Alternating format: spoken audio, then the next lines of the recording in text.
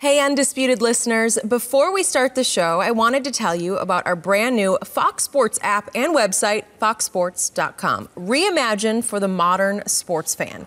Go ahead, download the new app right now. You don't even have to pause this episode. Every day on the new app and website, you'll see the top stories in sports, plus a rich world of written content, videos, social media, and analytics to give you a 360-degree view of the most important stories of the day. Streaming live TV has never been so easy or elegant. Every Fox Sports game, including all pregame and postgame shows, are just one click away. For the extra invested fan, we also go deep with real-time wagering lines, trending prop bets, win probability, and key player projections. Download the new Fox Sports app or visit www.foxsports.com now. Let's start the show. Welcome to the Undisputed podcast. I'm your host, Jenny Taft. This podcast is the full show from today's episode of Undisputed from start to finish. They've got a busy slate, so Skip, Shannon, let's get to it. Good morning. Welcome to Undisputed, I guess the holiday edition from LA. I'm Jenny Taft here with Skip Bayless and Shannon Sharp. Good morning, guys. How are you doing? Good morning.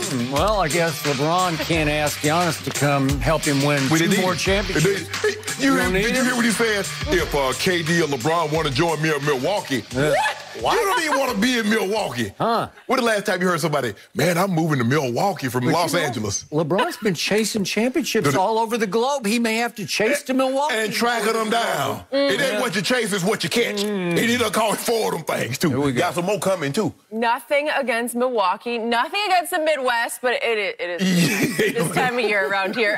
Did you guys see James Harden getting a lot of attention yesterday? Well, he did make his preseason debut last night. But just this morning, reports have surfaced saying the Rockets created a culture built around giving Harden whatever he wanted. According to multiple former coaches and staff members, the motto was, quote, whatever James wants. This included practice schedules, extended road trips in cities that Harden liked, and also final calls on team personnel. One former staffer said, quote, James has never heard no before. So, Shannon, did the Rockets make a mistake giving Harden too much power? Well, Skip Bayless that's been covering the professional sports for 40 years said all the great coaches and general managers and owners said superstars win games. And you want as many of those guys as you possibly can have. And you realize that when you get one of those guys, you're going to have to cede or you're going to have to acquiesce to a lot of his demands. And it seems to me, Skip, it takes a special type of person to have power and not abuse it. And it seems to me... True statement. It seems to me that James Harden realized that he had the power and he abused it. Well, you know what? They're not going to tell me no, so let's stay an extra couple of days so I can kick it with little baby. Let me stay a couple of days so I can hang out and go to this city and do that. And so what happened was, and see, now it's starting to come, this is why probably Chris Paul, this is why Russell Westbrook probably had a problem. It wasn't... Well, this story says they definitely had these problems. Yeah, so now we're starting to see, because Skip, something's not adding up. You want a guy, your best friend, y'all kicked it from knee-high to a grasshopper. And all of a sudden, he wanted out before James Harden even mentioned anything about getting out. Chris Paul bounced. Dwight Howard bounced. So now you're starting to see it had a lot to do with it. And Skip, I watched it last night. I know, look here, I ain't saying James Harden no workout warrior, but I can tell he ain't worked out not one day. Not one day. he was carrying at least 10 extra, right? Yeah, look, Skip, I ain't saying he need to be like LeBron or have a Giannis or Dwight Howard type body, but this is ridiculous, James.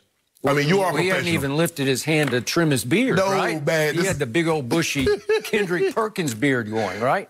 And I think the thing is, Skip, is that when you look at it, you see James Harden has led the league in scoring 3 consecutive years. You look at the triple, he can go get you a 50-point triple-double. He's in the MVP discussion every year. Every year. You give, he take.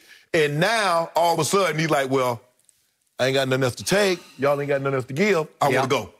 And there lies the problem that the Rockets have. Everything they've done over the last 8 years, yes, Skip, they're trying to win a title for themselves, but they gave in to James Harden demands. And now they got nothing else to give. And so now what do? He's like, well, y'all ain't got nothing else to give. Y'all can't bring any more players. Nobody else wants to play with me. Well, get me up out of here. And if I'm the Rockets, I'm going to hold on. James Harden is starting the season. Skip, I know you don't want to tick superstar players off, but I'm holding on because James Harden has basically, by him being the way he is, he's kind of decreased the value of what you can actually get. Skip, that's a superstar. Superstars normally command young players and draft picks. Look what AD got. Look what a Holiday they gave up to get Holiday. And you want to give James Harden away for a bag of pennies and a loaf of bread? Nah, bro, that's not happening. But James Harden, you're wrong for this one, bro. Hey, you're a phenomenal talent, but you're wrong for how you've done this. Okay, I hear everything you just said. The Houston Rockets have fallen deeper and deeper into what I call the James Harden trap because he's hard to hate. He's hard not to love. Right. Daryl Morey just left Houston and left behind a full-page ad thanking James Harden for changing my life, said Daryl Morey. Right. He is a revolutionary talent. We have never seen anybody score the basketball from the perimeter the way James can. We have never, ever, ever seen anybody get to the free throw line the way James can and make his free throws. He shoots more, makes more than anybody in the history of the game. He just shatters the record every year. We have rarely seen a player more durable than James Harden. LeBron's up there, but James is really up there. He just does not get hurt. Right. He will play through any minor ankle sprain, shoulder bruise, and he takes his fair share of punishment at the rim, as you know. You realize that he's been there for 8 years now in Houston.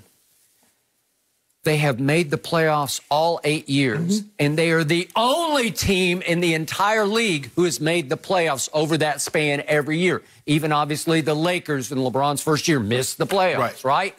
And they had missed it. They had missed it a bunch before, but I'm saying it's just happened to everybody. Everybody's had a bad year somewhere. Even Golden State. Even Golden. Well, they had the worst record in basketball last year. So only Houston can say, hey, we made the playoffs 8 straight times.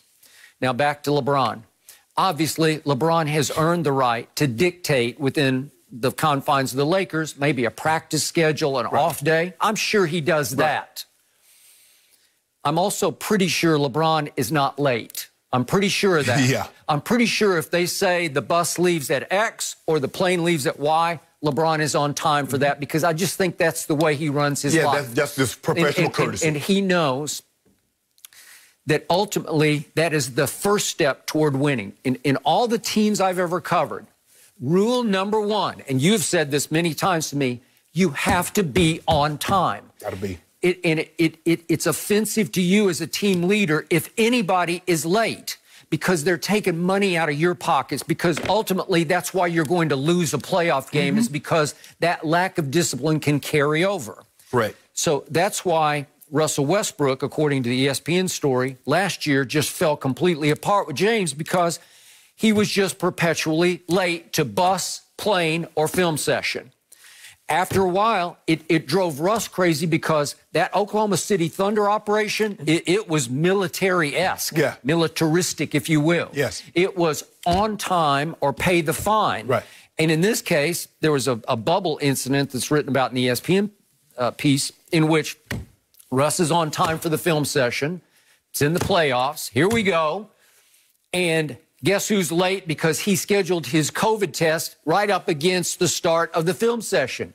Well, that's just blatant disregard and disrespect. Absolutely. So Russ is offended to the point where he's yelling at D'Antoni, start the film, start it now.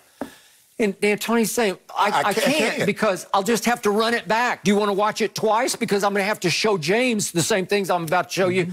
And Russ is just throwing up his hands, and that seemed like that was the beginning of the end. Skip, the thing is that you want your leaders. The thing that worked so well in New England, Skip, is that Tom was on time. He was. Tom did it the right way. Skip, you can't have your leaders be this undisciplined and then expect everybody else to fall in line. They're just going to take the cue from you. Okay, so all the off-day stuff, the rescheduling on the road, you know, all of a sudden James is going to take, if you get an off day on the road, I'm going to take a private flight to Vegas and party for a night.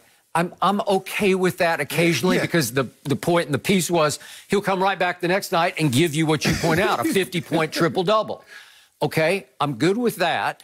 I'm good with off days in LA where you say, if you're not back-to-back, obviously, let's stay overnight in LA. Let's stay an extra day in LA because it's LA, it's wintertime. Let's stay there. Let's stay in Phoenix for a day. There's really no winter in LA and Phoenix. Okay, I got it. But I'm good with all that.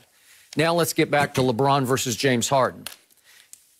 LeBron's earned the right to dictate some off days and practice schedules, but LeBron has paid that off by getting teams to 10 NBA finals. Not 8 or 6 or 4, 10. Right. And he won 4 out of 10.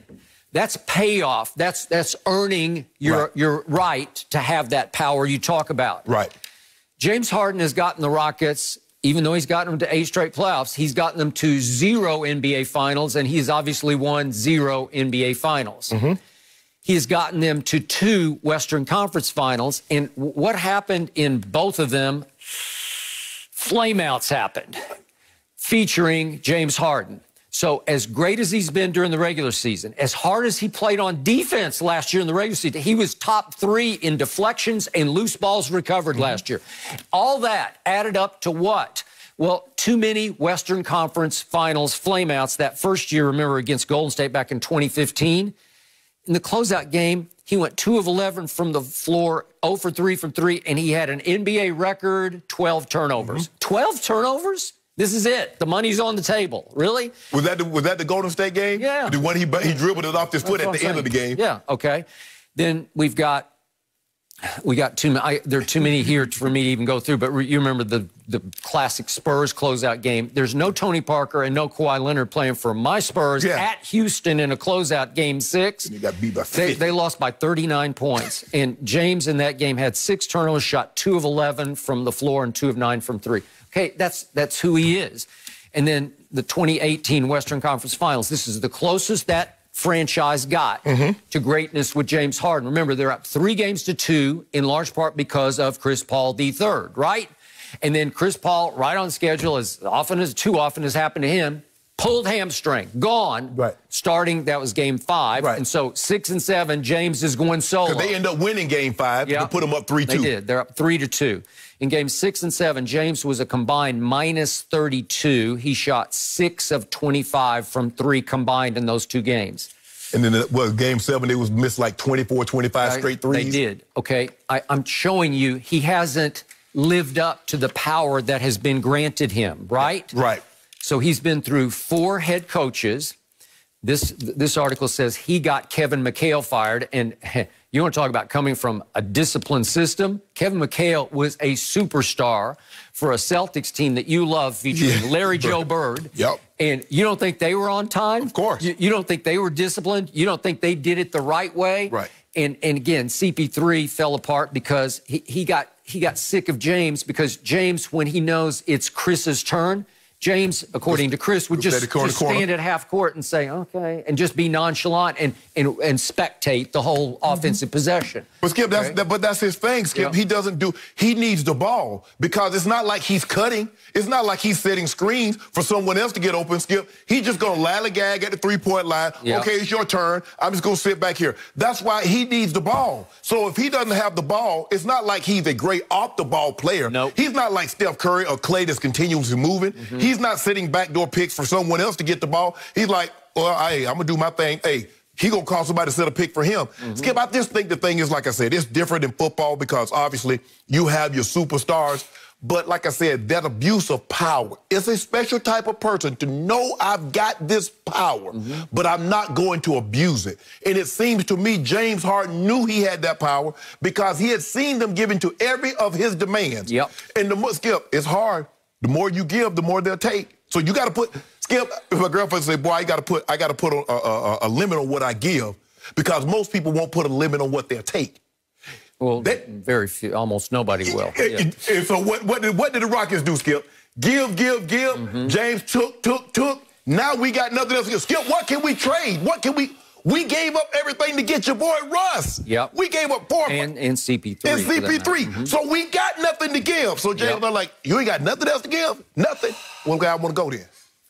Okay, so you're held hostage by a James Harden, who, by the way, he's no free agent. He's got 2 years left on his deal. Plus an option at almost 50.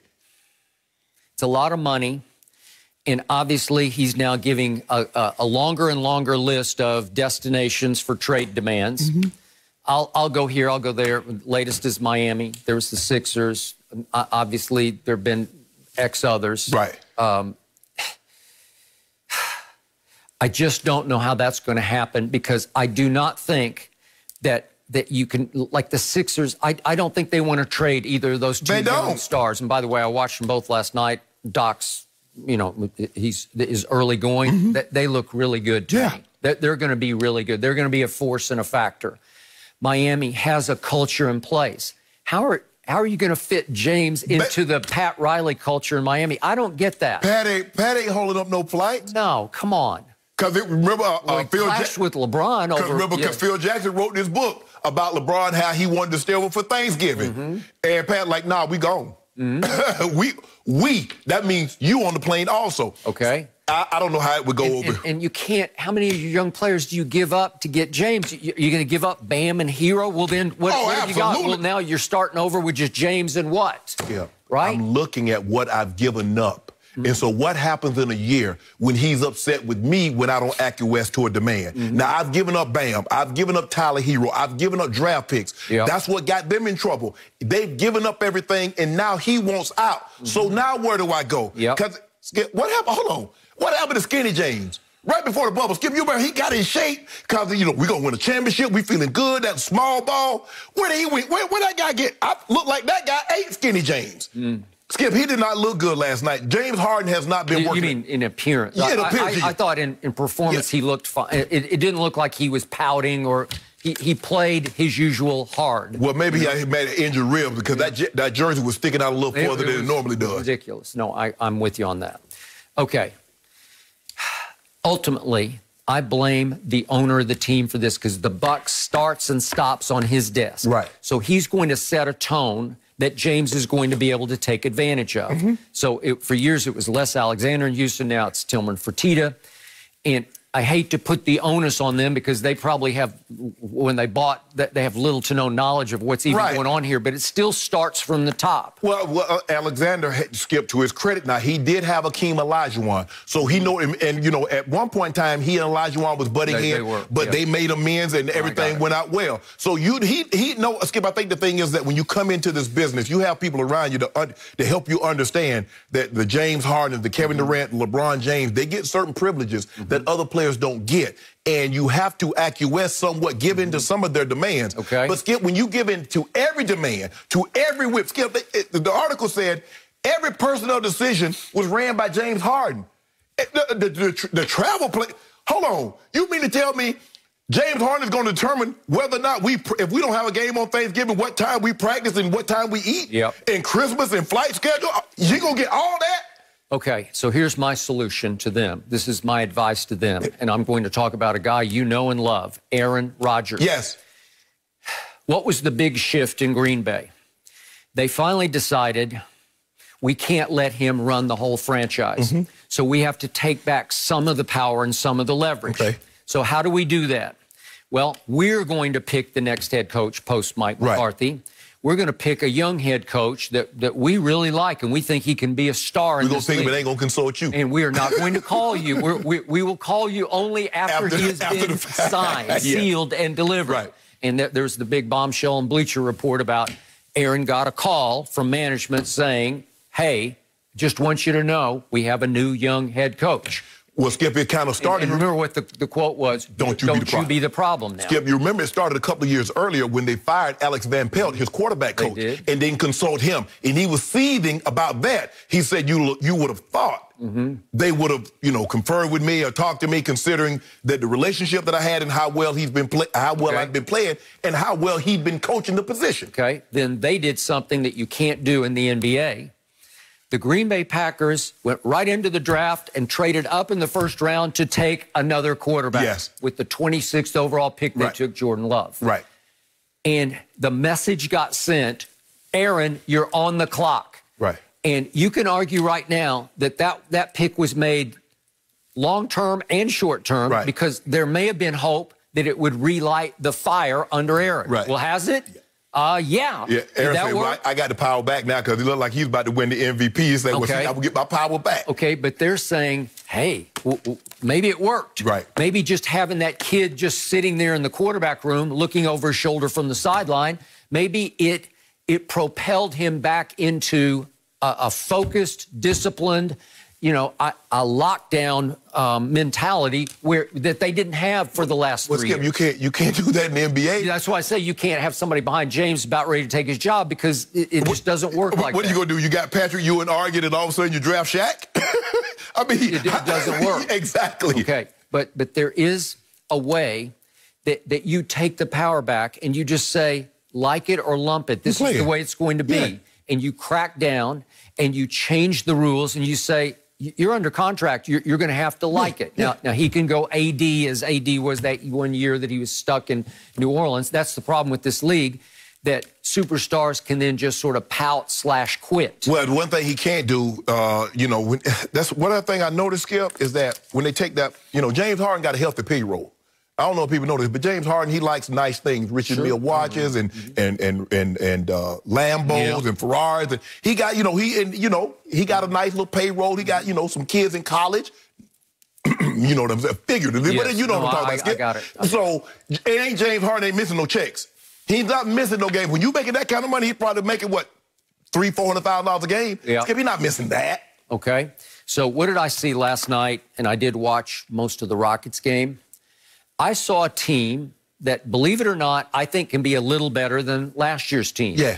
I'm a big DeMarcus Cousins fan, and he looked good to me last night. Can he stay healthy? That's the question. He looked good, Skip. He's down, lost some weight, looked good. He looked like he was ready to go. Yeah. He was in shape. Right. I've never been the biggest John Wall fan, but I liked how he looked last night with James. It looked like he was more willing to be the point guard. Like, with obviously James and Russell Westbrook, it's like, your turn, my turn. Right. Your turn, my turn. I'll attack over here, then you attack over there. Because here's the thing, though, Skip. Russ is like, why do I concede to you? Why I got to concede to you? I'm an MVP just like you. Yep. I've got 3 straight years of triple-double. I ain't got to concede nothing. At least John Wall, he can like, John, you ain't got no MVPs, bro. Yep. You've never led the league in a statistical. And I love what John said, and I don't know if it came from his heart, but I watched his postgame, and he said, I am the point guard. I can't be thinking about scoring 30 or 40 points. Right. Well, he scored 30 and 40 points in his career for a bad team, obviously, in Washington. Right. Well, maybe now at 30, he's 30 and DeMarcus is 30, maybe they're like, okay, let's try to make this work. Again, I'm not saying this is a championship team. I do think it's a little deeper and a little better than it was last year. I do too, Skip, but you remember the old school point guards like the Magics and stuff. Skip, they ain't scoring no 50 points. Nope. I think Magic career high might be like low 40s. That's because they were all about getting, 7, 15, 16, 17 assists. Yep. But now these 2 guards that masquerade as points, they go out there with the anticipation of trying to score 50, 40, and 50 points. And, well, if I got 5 assists, that's a pretty good game. So it's a different mentality. But, Jay, this article, I don't want to take everything at face value, but it did not paint a very flattering picture of how James Harden has been behaving the last 8 years in Houston. Final thought. Daryl Morey did leave that ad in his wake in Houston. Now I'm starting to look back because Daryl's a shrewd operator. Maybe that was his, so to speak, parting gift to the franchise, as in, I'm going to continue, I'm going to further empower James. You changed my life, and it'll make James feel like, well, then I should be God here, right? That's what Skip, players normally take out ads. When they leave town, thanking the organization, thanking the fans. I can't recall of a president or VP doing that, thanking a particular player. I can't say in any sport that I've ever heard that. Well, I'll be very interested to see just how much Daryl ultimately would give up to get James. Maybe not much. Maybe he's going to be happy with what he's got. Well, because Skip, they know he's going to, like you said, superstars cause a problem. He got to be out, so we're getting from pennies on the dollars. But if I'm the Houston Rockets, no, you're not. No mercy. What's up, Undisputed listeners? It's your boy, Shay Sharp. I wanted to tell you about my new podcast, Club Shay Shay, where we always do something before 2 something. Each week, I sit down with a guest for a drink and conversation, and as host and proprietor of Club Shay Shay, I've welcomed in esteemed guests such as Snoop Dogg, Floyd Money Mayweather, LaVar Ball, Isaiah Thomas, just to mention a few. Whether I'm talking to an athlete, a musician, an actor, or a lifelong friend, Club Shay Shay is a place where people share inspiring and motivational stories about their journeys to prominence. The new episode drops every Monday on Apple Podcasts, Spotify, or wherever you get your podcasts. Subscribe to Club Shay Shay now and make sure you never miss a new episode. Now back to Undisputed. No mercy. Yesterday, Giannis Antetokounmpo signed a 5-year supermax deal worth $228 million. LeBron was asked about the Greek Freak's contract, and the King had an interesting response. LeBron said, quote, "I don't know if I can relate to his situation. All of our situations are different." LeBron continued saying he was glad Giannis was committed to the Bucks, but, quote, "My situation and his situation, there's no similarities in it. It's totally different." Shannon, do you agree with what LeBron had to say? I do, Skip. I believe the Bucks have shown Giannis and done a lot of things in good faith, that they're doing everything they possibly can, understanding that this is Milwaukee. This is not one of the coasts, the East Coast, Miami, West Coast, LA. We're doing all we can to get people to come. And so basically, Skip, they're relegated to trading players in order to bring someone in. The likelihood of them landing a big-time free agent to come to Milwaukee is not going to happen. LeBron says, I didn't have faith in Dan Gilbert, that Dan Gilbert was going to continuously spin and do everything that he possibly could to make sure. Skip, I'm looking at some of the people that they brought in, okay? Cavs, and they had Mo Williams, who was 33 years old. They had Antoine Jameson. And then you had a 38-year-old Shaq. And then Anthony Parker to go up against the Boston's big three. LeBron is looking like, and now, if you gave LeBron Shaq in 2000, 2003 Shaq, okay, LeBron says, okay, now you got something. But you give me Shaq at 37, 38, that's a different ball game, Skip. So what Milwaukee showed him by trading for Holiday, giving up future assets, by trying to get Bogdan, who says, hold on, yeah, I would like to come to Milwaukee and play with Giannis because I'm going to get a lot of open looks. But let me see what I can get out here in free agency, and then I get back to you guys. So it showed him, Skip, they're doing everything in their power to bring players to surround Giannis. But $228 million ain't a bad sales pitch. Nope. At the end of the day, Skip, it's not like they offered him $50 million. We got $228 million for you. So for me, I believe the situations are different for one simple thing, Skip. When LeBron, from the time he was 17, he was thought of as a savior. He went to Cleveland that says he's about to change Cleveland's fortunes forever. He's about to shift the paradigm in the NBA. Nobody said that about Giannis. Giannis was at the tail end of the lottery, Skip. And so he's come on the scene the last 3 years, but he hadn't had the expectations, the weight of a franchise that LeBron had from the very beginning. So I think that's what LeBron is referring to when he says our situations are different. Agreed times 100. I'm going to take it even deeper. When LeBron took his talents to South Beach, he was haunted. He was driven to win championships. Yes. He had been to one finals and gotten swept by the Spurs. He's looking around. I don't have enough help. I'm not a destination. Even me, in and of myself, I'm not enough to get people to come play in Cleveland, Ohio. Correct. And it wasn't just that he was thought of from age 17 as a savior. He told everybody, I am a savior. Yes. He was trying desperately to live up to his own tattoo across his back that he got in high school. Right. Chosen one. Right. He was trying to live up to, he chose to wear number 23. Correct. He borrowed the powder toss from Michael Jordan before the tip-off because he said to the world, I got next. Right. I'm the next Michael Jordan. Here I come. Right.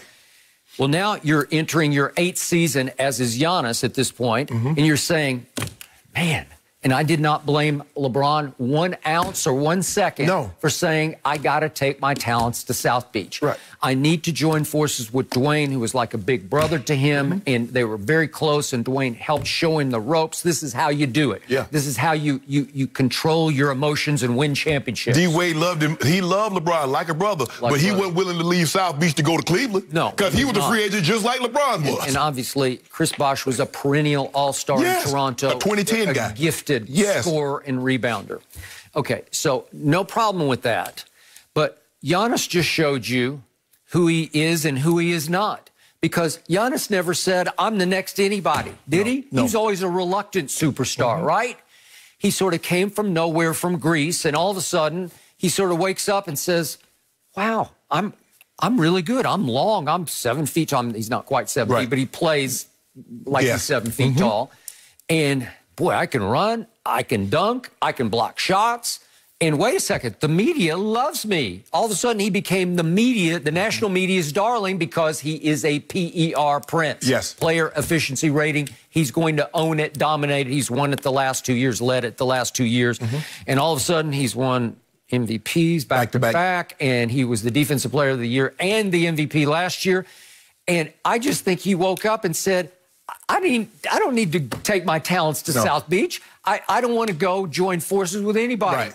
I'm made for Milwaukee, and Milwaukee is made for me because we're a little bit in the shadows here. It's cool with me. I'm fine. Skip, you remember I think it was last week, he said, if KD and LeBron wants to join me in Milwaukee. Right. No. Skip, you know ain't nobody coming to Milwaukee. But he knows that too. Yes. And ultimately, he does not care. No. Trust me, he is not driven to win championships. If it happens, great.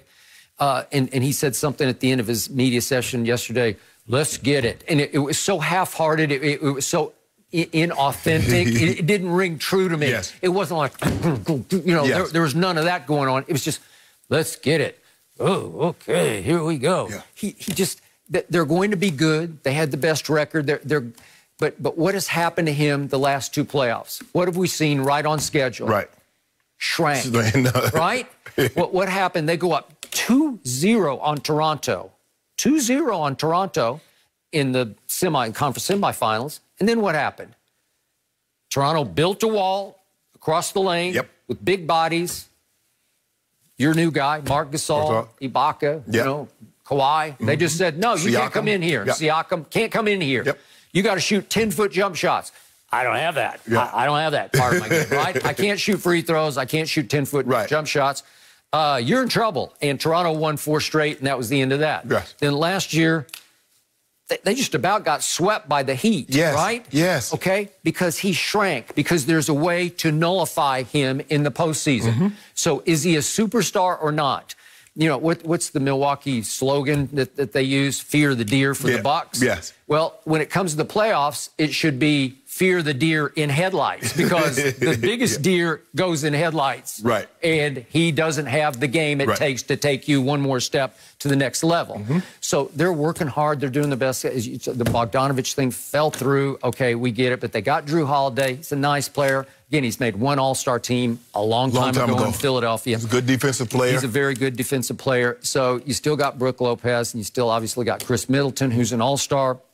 And DiVincenzo didn't go, so he stayed because the Bogdanovich thing fell apart. You still got Connington. They just re-signed Connaughton, and you added Bryn Forbes and Torrey Craig and DJ Augustine and Bobby Portis, so you got maybe a little better bench. You got some better shooting. I like Augustine. No, I got it. So it's all about Giannis. Yes. And to me, he's a complementary superstar as opposed to being that guy, that dog, that alpha who can take you to the next level. Right. So he's made for Milwaukee because they got great hope. It's the 4th smallest market in the league.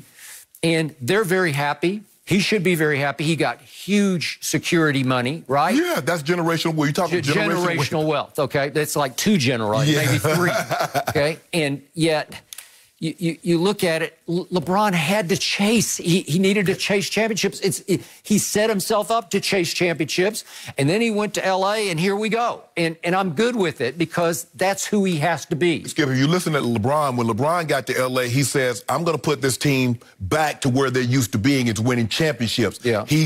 Skip, if you look at LeBron, Skip, you remember they put LeBron on the cover of Sports Illustrated at 17, and they said chosen one. Now, you remember they did that to a football player. You remember Todd Marinovich? They called him robo-quarterback. And it shattered him because the expectations of what his dad had trained him, he had never had a McDonald's hamburger. No. Everything was nutritious, yada, yada, yada. That wasn't coming from that kid. That was more coming from the father. Right. Yeah. But I'm just saying he was supposed to be go to USC and all this.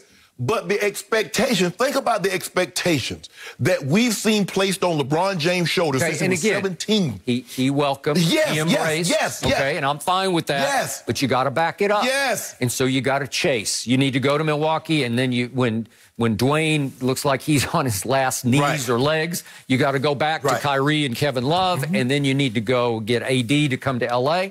I'm fine with that, but that's how you're built. That's what you set yourself up for. It's a lot easier to recruit, Skip, when you're in Miami or you're in L.A. I mean, it's hard. Guys come to L.A., man, like, hold on. The weather like this all the time? Yeah, it's 365 days a year. About 355, you're going to get somewhere between 75 and 85. Yesterday was paradise here. It was beautiful. Skip, what you gonna do? Unless you're a Harley Davidson exec, you not moving to Milwaukee. Skip, this is no disrespect to Milwaukee. I'm sure it's a great town. My brother played in Green Bay, and I've driven to Milwaukee before. But you're not getting athletes to move to in the Midwest, Skip. Nope. In the cold. Sign me up, sign me up for Miami. People ain't staying over in Milwaukee. People not staying over in Cleveland. They'll stay over in Miami. They'll stay over in L.A. So Giannis is now 3-5 in postseason series. Do you think he's losing any sleep over that? I say no. No. If he goes his whole career and wins a bunch of MVPs and Defensive Players of the Year, do you think, and he doesn't win a championship, do you think he'll regret it the rest of his life? He will not. Skip, they ain't put that pressure on him like they put on LeBron. They ain't put that pressure on him like they put on MJ for not winning. They ain't put that pressure on him like they did some of the all-time greats. They haven't done him like that. Right.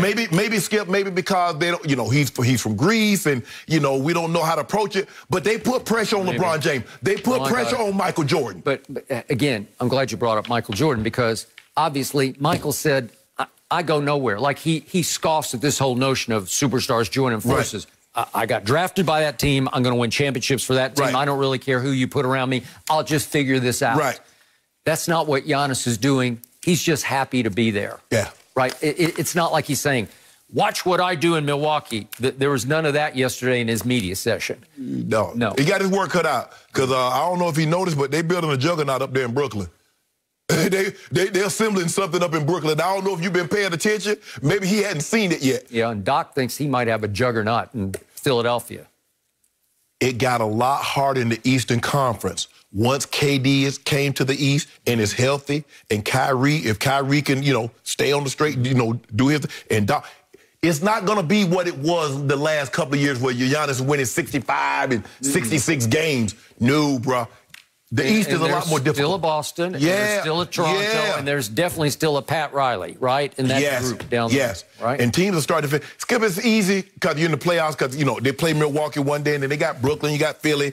But come playoff time, all I got to worry about is you and stopping you. Yep. And you got a post-up game, you've been working on your post-up? What about your three-point shot? I know you can lay up and dunk and Euro step, but how your free throws? That's what I need to know. All I know is Giannis is a very happy young man.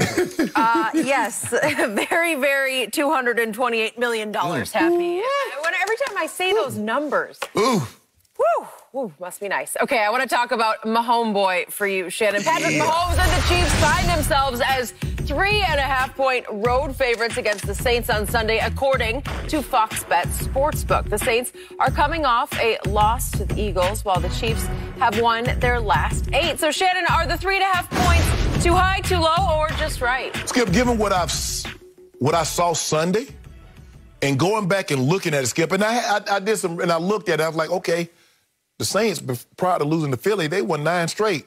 And then I went and dug and I looked at it. They beat the Lions, the Chargers, the Panthers, the Bears in OT, the Bucks, the 49ers, the Broncos, and the Falcons twice. Only the Bucks are in the playoffs. So you start looking like, hold on, wait a minute. That's who y'all beat in that game with? You know that. So you're saying New Orleans is overrated, correct? If you think about it, Skip, where's the offense? But the Bears, they got no offense. The Broncos, okay, they put up Herculean numbers against the Panthers. So when I look at the Chiefs, Skip, I think it's universal. The Chiefs has the best offense in football. And Buffalo can do some things. They're a team that can do some things. But right now, Mahomes in that offense, he threw 3 interceptions, and he still put up well over 400 yards. That just lets you know the firepower that they possess. So for me, I thought 3 was a little low, given the fact that, you know, I understand it's New Orleans now. If they'd had that crowd in there and Drew Brees had been healthy, okay, maybe. But to go on a 30, they were down 10-0 and go 30 straight. There are not very many teams that can do that, Skip, without getting scooping scores and pick sixes. But that just goes to show you the firepower that they possess. Now, if they make the mistake like they did on Sunday, leave these lanes or cave down one side and let Mahomes get outside the pocket, he can run and get your first down just like Jalen Hurts did. But he's looking to throw the ball over your head to Tyreek and those fast receivers. So I thought it should be probably somewhere 5 to maybe a touchdown. 7. Yes. Chiefs by 7 at New Orleans. Yes. Correct? But that's what I would have said.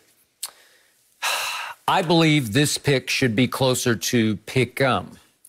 I believe that there should be a 0-point spread here, as in neither team is getting any points at New Orleans. Usually they give 3 for home field, so it would be effective 3 to Kansas City. But now it's effective 6 to Kansas City. Right. And I think even the -3 for Kansas City is too many. I believe that you are underestimating the impact of one Jalen Hurts. I think he was so good that even you can't quite process how good he was against a team that came in crazy hot, having won 9 in a row. It's a good point you made about the schedule that they're playing, but their defense had been on fire for 4 weeks. Yeah, but look at the offense that they're playing. Okay, look what they did to Matt Ryan. They sacked him on November, was it 22nd? Yeah, November 22nd. They sacked him 8 times. 8 sacks. They sacked Jalen Hurts 0 times. You got to give that young man some credit for this. Yeah. Okay? He blindsided them. They weren't ready for the way he plays football because he can run with the football when you least expect it. He can scramble. He can buy time. He can run for first downs. He can make key throws that win big games. I thought he was a tour de force as a rookie starter against, at the time, and even you acknowledged last week, you thought this was, at that moment, the best defense in pro football. You said that. I thought they were one of the 2 best teams in football, given what I had seen over the last 9 weeks. But let me ask you a question, Skip. Do you believe Jalen Hurts' performance will outperform Mahomes' performance on Sunday? Well, obviously not. But let's not underestimate just how good this New Orleans defense is, and especially back home on that turf. They've been really good. And again, remember, Jalen and company went for 246. New Orleans had gone 56 games without allowing a single 100-yard rusher, and they gave up 2. And that's because Miles Sanders got loose on all your blown assignments. I got you. Hit his head, as you said, on the goalpost from 82 yards away. That put him over 100 yards. But Jalen got his the hard way. Well, Skip, here's the thing. If you let Kansas City get 100 yards rushing, you're getting blown out. Because they can't run. They really can't run the ball. Okay, I got it. They are ranked 17th in rushing right now, which I thought that was much higher than I expected. Yes, I thought they'd be in the 20s. They got a grand total of 94 at Miami last Sunday on 24 carries. That's 3.9 per shot. Jalen and company went for 6.8 per carry against this defense that had been so stellar, so stout against the run. Right. So, again, will Kansas City go in saying, let's run the ball on New Orleans the way Philly did? No, they will not say that. Right. The New Orleans pass defense is just as stellar. And you always tell me, you got 2 shutdown corners, right? Yeah, but I want to know which one of you guys, who wants that assignment? Who say, when Dennis Allen's asking, well, which one of y'all got Tyreek? Jack Rabbit to say, I got handcuffs. I got handcuffs for him. Jack Rabbit don't want I'm going to press him. I'm going to put the cuffs on him at the line of scrimmage. He's not even going to get past me. If Jack He's 5'9". If Jack Rabbit pressed Tyreek Hill, you think that 203 was something special in the first quarter? Yeah. You know ain't nobody pressing. Okay. So I know you love your Mahomes boy, who was not your road boy on Sunday, because he had a rough game. He did. I know he threw for a bunch of yards, but how about the sack that he took? 30. This is just careless. This is a minus 30. This is a record sack. If we could just see this. This is 3rd and 12. 3rd and 12. 3rd and 12. Patrick, you almost ran to your goal line. That's just a kid who's gotten a little too nonchalant, a little too careless with the football. I can do anything. I can get away from anybody. That's just a bad idea. That is a rookie mistake that put them in a deep hole early in that game, right? All they go to say, you know what? But watch what I do. Watch this comeback. Okay, well, watch these 3 interceptions that he threw. Let's just Skip that bit. Hold on. You tell me when Tom Thornton said there was caroms. Look at this, Skip. First one. The guy, Skip, the guy's on the ground. Okay. Did you see the guy get up off the ground? Careless. I'm too cool. Skip, the guy. Okay. So you can pretend like you see. Here we go again. Whoops, I'm going to throw it sideways. It was a little high. I'm going to step way to my left and throw back. It's almost a no look. It's a little high. But he's throwing the edge with a layer. I mean, you got to realize. All right, and then I'm going to try one. I'm going to flat foot this throw, but that corner is one of the best, Xavier Howard, and he just didn't get it up over him. You got to get the ball up to where your receiver has a better shot at it, and he did not. So you out on my homeboy? I'm not out on him. I'm just saying this is serious business at New Orleans. So I think you are underestimating New Orleans off what Jalen Hurts did to make you underestimate. You're also underestimating more to the point Jalen and making you underestimate New Orleans. I trust Andy Reid more than I trust Dougie P. And I know Andy's going to come up with something special. Because you make it seem like the Miami defense is trash. They got no, they're good. They got comparable corners. They do. They got comparable D-line that can get after the quarterback. So it's not like all of a sudden they're going in cold turkey. They leaving a team that couldn't rush the quarterback. Miami can get after your quarterback. As Jared Goff. I remind you, those 4 games leading up to the game at Philly, New Orleans was tied for first in the league in sacks. And they got to Jalen no times because he's hard to get on the ground in the pocket. And they got after Kyler. Remember what you call him, Tua. And Tua looked good. Yeah. But Mahomes on another level. Well, he is. I give you that. But if he makes 2 or 3 mistakes in this game, New Orleans is going to have a good shot. It's possible Drew Brees is going to hurry back for this game. That would change things. Would that change your thoughts about the point spread? Yeah, it would change my thoughts about the point spread, but I don't know if it would change my pick. I still would take Kansas City. Taysom Hill, I know we both were fairly critical of him on Monday, but if you look at his 4 starts, they're pretty good. I'm not saying they're very good, but they're all pretty good. You realize in 4 starts, he's averaged rushing for 52 yards a game, running football for 50. That's really good. Well, he should average more than that because there's some opportunities. And sometimes, Skip, guys get caught up in like, I got to prove that I can throw the ball from the pocket. Man, get gone. You see Lamar? You can get gone. Yeah, get gone. Yeah, but, Skip, I mean, Taysom Hill started twice against the Falcons and once against the Broncos. Okay. Really? Well, at Philly, he did throw for 291, almost 300 yards. That's not bad, but they lost. And so you say, that's Taysom Hill. It's on him.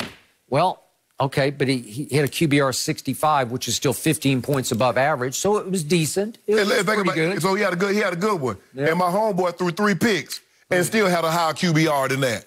Well, against the with 3 picks. Okay, against the Kansas City defense, you don't like Taysom Hill's going to light it up.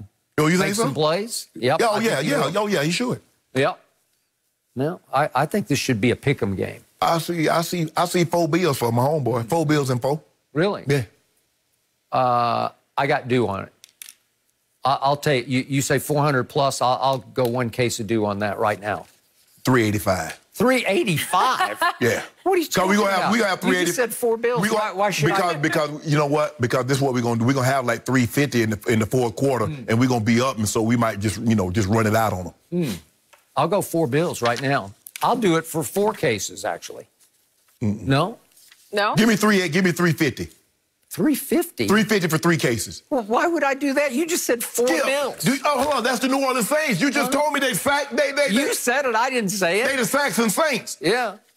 Give me 350. 350 for 2 cases. 400 for 4. Why do you always have once, so many demands, Shannon? You have so many demands. Just take the bet. It's because I know how to get. You see that bad beat that Cleveland guys killed? Yeah. They was giving up 3. Oh. And then they throw the ball all around, and all of a sudden, Vegas took a big hit. That's why I don't bet. I did once upon a time, but I don't do it anymore. No. Everyone I'd have been crying. I'm like, I got this buddy. Yeah. I ain't got this buddy. No mercy. Hey, Undisputed listeners, it's Charlotte Wilder here to tell you about my new podcast with Mark Titus called the People Sports Podcast. It comes out every Thursday, and Mark and I take one of the big stories of the week, and then we go off on tangents you never saw coming. This might mean that we start talking about the Dodgers winning the World Series and end up wondering if Knicks fans deserve happiness. Or begin with LeBron's greatness and end up drafting our ultimate beer league softball team made up of old athletes. Whatever it is, the only rule of the show is that it has to be fun and funny, because these days we could all use as many laughs as we can get. So check it out wherever you get your podcasts and come down weird sports rabbit holes with us. We can't wait to have you. No mercy. Talen Horton-Tucker has been tearing it up for the Lakers this preseason, averaging 26 points a game on 50% shooting. The second-year guard wasn't rated highly coming into the NBA, but he caught LeBron's eye a long time ago. LeBron said he saw Horton-Tucker playing in high school 4 years ago and told Rich Paul that he needed to consider recruiting him. Sure enough, THT is now a Clutch Sports client. So, Skip, are you buying this from LeBron? Shannon Sharp, I am not buying it. I'll get to that question in just a moment. I've got to ask the biggest question here because it is driving me nuts. What is your man LeBron doing? What you mean? Why is he suddenly possessed with promoting this poor kid? When did LeBron James turn into LaVar Ball? Because this is classic LaVar Ball. This is exactly what LaVar did to his number one son, Lonzo, when he became a Laker. He said he's better than Steph Curry. He painted a target on Lonzo's back that he could never live up to, and he didn't as a Laker. I think he will maybe as a Pelican. But my point is, this poor kid didn't do anything to deserve this except sign with Clutch. So I want to know, is LeBron's ego talking here? We recruited him. As in, I discovered this kid. I saw him in high school, and I just knew he was, to quote LeBron in his tweet, flat out special. Flat out special? Really? Yep. Or is it truly LeBron's very highest in basketball IQ that he saw him, a glimpse of him in high school and said, he's got next? Yep.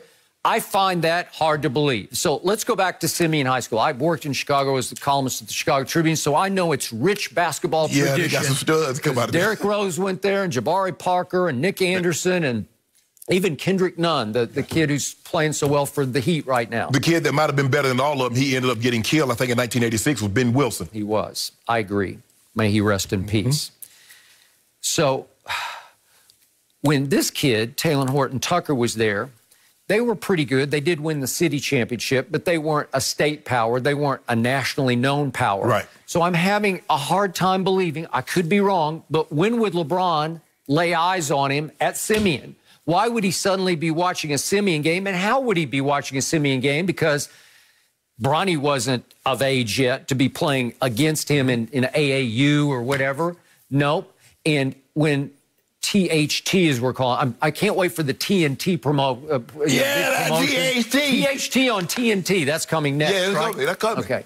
When he was a senior in high school, he averaged 28, and he did average 3 blocks. He is 6 feet 4 inches tall, and all he's got going for him so far is that, by all accounts, he's now the heaviest 6 foot 4 inch player in the league at 234. He's also the longest in wingspan at 7'1". And he's got a weird body because he's got incredibly long arms for 6'4". Yes.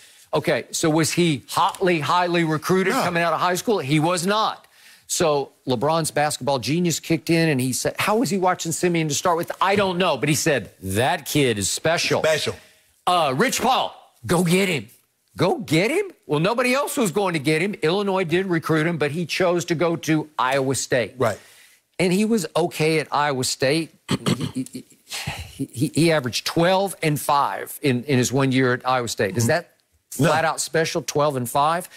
So they got eliminated in the first round of the NCAA tournament. They were a 6 seed, which is pretty high, but they played the 11 seed Ohio State and lost 62-59. And in that game, THT managed to score 2 points on 1 of 6 from the floor and 0 of 3 from 3. THT, he's flat out special, says LeBron James. Whoa. But the Lakers, probably goaded and pushed by LeBron, said, okay, we'll move up in the second round to the middle of the round. The 16th overall pick in the second round is 46th overall. And we will actually buy the draft pick. They had to give Orlando $2.2 million to swap. It's a 2020 pick with that pick. Yeah. So this was 2 years ago. And they took Talen Horton-Tucker, who had a reputation for not playing any defense at Iowa State, having a very loose Ask Kawhi, can he play handle. defense? Okay, well, he's starting to, but so they had to put him in the G. It's not like he came in and set the Lakers on fire as a rookie, right? No. Did he start for the Lakers as a rookie? No, he did not. He played 38 games a year ago in the G League for the South Bay Lakers, and he averaged 18 points, 6 rebounds, and 4 assists. It's okay. It's not flat out. And what special did Tony Allen tell him? I don't know. Tony Allen said, "You ain't got no business down here, son." Okay, all right. So 18-6. I don't know. So then the Lakers did play him 6 games in the regular season. He averaged 14 minutes a game, most of them blowouts, and he was okay.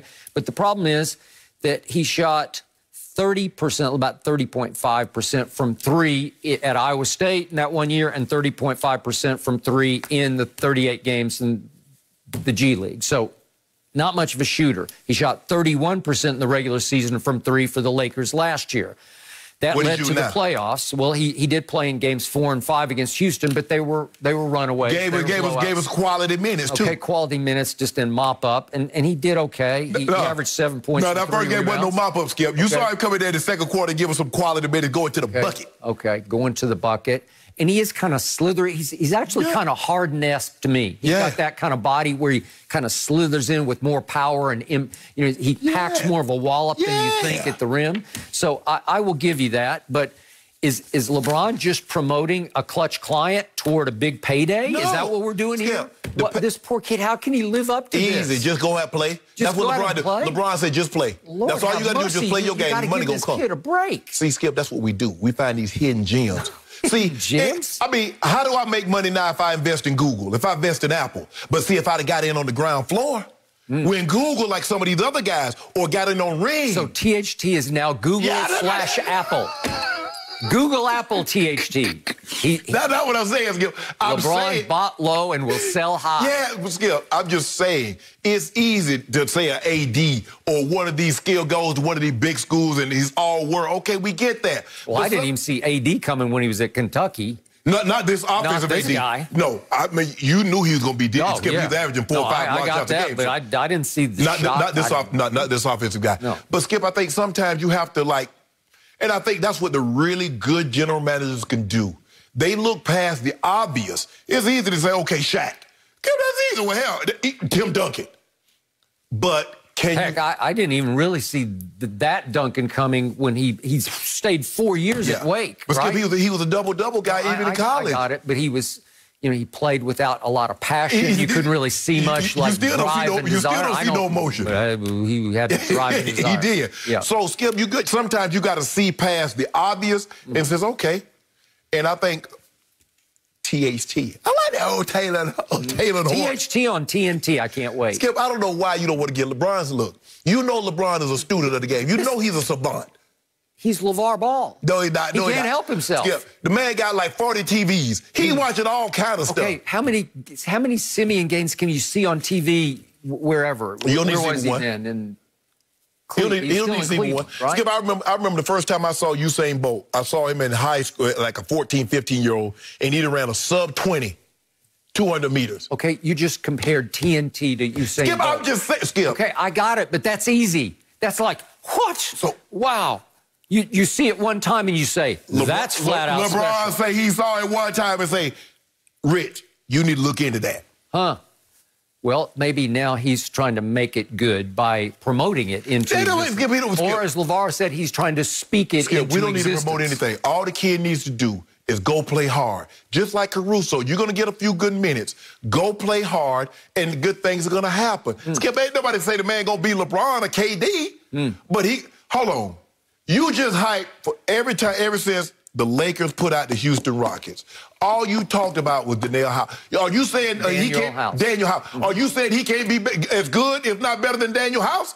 Well, all I know is that Mike D'Antoni actually said before that game in which he was suspended or he was sent home because he violated the COVID protocol in the bubble, but he said he is as improved as any player in the league, and he's becoming one of the better players in the league on both ends of the floor. And that's what Goat James just said. Okay. This guy gonna be special. Skip, did you see what he did? I gave you the numbers. Daniel House was putting up 21-5 against Oklahoma City in the previous round. He just kept doing it, and you keep saying, but that guy, you talk about 3-and-D? If Horton get minutes, watch the numbers that he put up. Well, is he going to get it's up to LeBron? He may start. It ain't no up to no LeBron. It ain't no up to no LeBron. Don't do that, Skip. Well, he's the GM slash head coach. No. But LeBron has told you he wants to own a team. There's a possibility he might want to run a team in the front office and be like a Jerry West. Maybe he wants to be an R.C. Buford or Sam Presti. You never know, because we can do whatever we want to do. Okay, I will give you this. This kid just turned 20 years of age, which is hard for me to believe, but that's what he did. And gave Paul George and Kawhi buckets on back-to-back nights. And that inspired this gush from LeBron because he had, 19-9 the first night, and then he scored 33 the second time, and he was all over everybody. He was guarding people. Took it out of Kawhi's hand. What Kawhi normally do to people, he got done to him. Yeah, but it's a preseason game, and Kawhi's looking around like, he's playing this hard. Whoa, time out. Now, when I tried to tell you all these guys that was doing well in the summer league, you said, but it's still NBA players. You didn't say anything about that. Now, all of a sudden, my guy. Those are kids trying to make their way. So they're all playing hard in the summer league. Well, maybe that's why Kawhi and them lost that 3-1 lead. Maybe they need to learn how to play hard all the time. Maybe that's what they need to do. Because that's what we needs to play one preseason. We're going to play tonight. Oh. We're going to give you a little sample tonight. We'll probably put like 15, 20 minutes out there for you. 15 or 20 points and 15 or 20 minutes. We do. But you saw LeBron last year when he played the Rockets. He said, this kid got something in him now. So you watch him. You go back and run the tape. He was talking about him last year. But he wasn't just saying he's got something in him. He's tweeting flat out special. I'm thinking, was it the wine talking? I don't know. Huh? You'll see. Maybe you just done that segment on the road tripping with the tequila. I don't know. You'll see, Skip. We're going to give him confidence because, we got 72 games, got 14 back-to-backs. We ain't playing all of them. And you see, we sent our JV out there on y'all and beat the brakes off you both times. That's what the JV did. Hang a banner. Now, raise it. We won the preseason. Hold up. We won the bubble and the preseason. Congratulations. You about to see a banner on Tuesday. Yeah. I might be the one that's pulling it. You might be. They should bequeath you with that. You earned it. Yeah, you should really raise the banner. I might be on the road, pull it up, let that thing come. I buy that. Forget it. I would have raised it like a flag, like the flag. I would have raised it like that. Get in the building. Okay. I really hope that you're a part of the celebration. I endorse that. Your day covered. Back-to-back, Jack. You deserve it. No mercy. Well, James Harden made his preseason debut last night. Reports this morning have surfaced saying the Rockets created a culture built around giving Harden whatever he wanted. According to multiple former coaches and staff members, the motto was, quote, whatever James wants. This included practice schedules, extended road trips in cities that Harden liked, and also final calls on team personnel. One former staffer said, quote, James has never heard no before. Fox Sports NBA analyst Chris Broussard is joining us now. He's never heard no before. Chris, did the Rockets make a mistake giving Harden too much power? Absolutely. I mean, first of all, where's the hardware to show for it? Where are the championships to show for all this kowtowing to James Harden? I mean, at the very least, I got to get a ring out of it. Beyonce's from Houston. She's from their backyard. They should have known better. To get those kind of perks, you got to put a ring on it. It's as simple as that. I mean, this was ridiculous. And think, guys, how tough it is for grown men, powerful grown men, in some cases wealthy. Heck, the boss. I'm the owner. I'm paying you, and I have to cater to your every whim and need. And at least if I have a championship, I can justify it to some degree. But without that, it's just ridiculous, especially when James Harden is a big reason why they don't have a championship. Now, he is tremendous. He is an all-time great player. There's no question about it. But They had their chances, and James Harden didn't deliver. They had Golden State down 3-2 going home.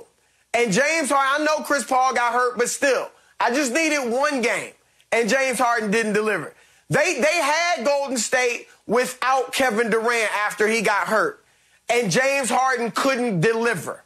So he has to look in the mirror. He's a big reason why they don't have a championship. And look, whenever you let kids or employees run amok, what inevitably happens is they lose respect for you.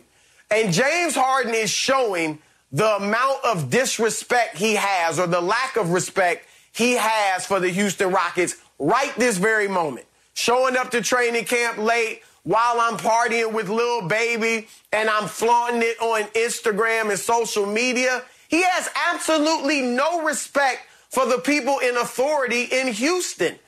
And so the silver lining is this. There's a new regime, new GM Raphael Stone, new coach Stephen Silas. They have an opportunity to come in and change the culture right now. It would have been tough for Daryl Morey, the GM, and Mike D'Antoni to do it, because once you've been soft, it's hard to, or if not impossible, to be the hard, tough guy now. So that ship was gone.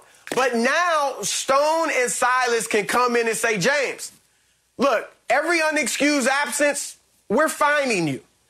The plane is leaving at such and such a time. If he's not there, leave. I'm saying play the game without him, because he's probably not going to be with you long term anyway.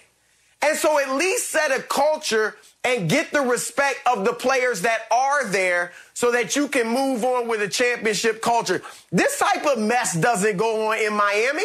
I mean, LeBron had a little issue with it in Miami, but at least he got championships there.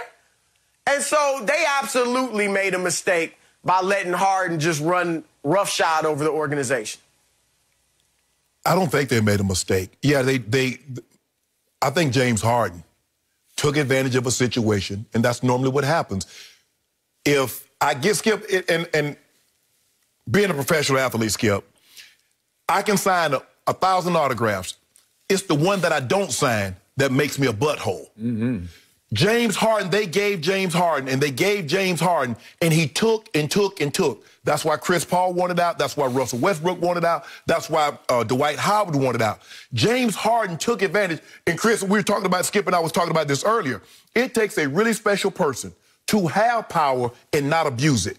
James Harden abused his power. And I'm not just, and sometimes people think when you talk about power, Skip, you're talking about a president, you're talking about dictators, you're talking about political figures. But I'm talking about police officers, I'm talking about bosses. If you have power over someone and you abuse that, that's what James Harden did. He knew he had leveraged his play. I'm a superstar. I'm going to leverage this against the Rockets, because if you want to keep me happy, you'll give me whatever I want and give me no problems. And the more they gave, the more he took. Now they got nothing else to give.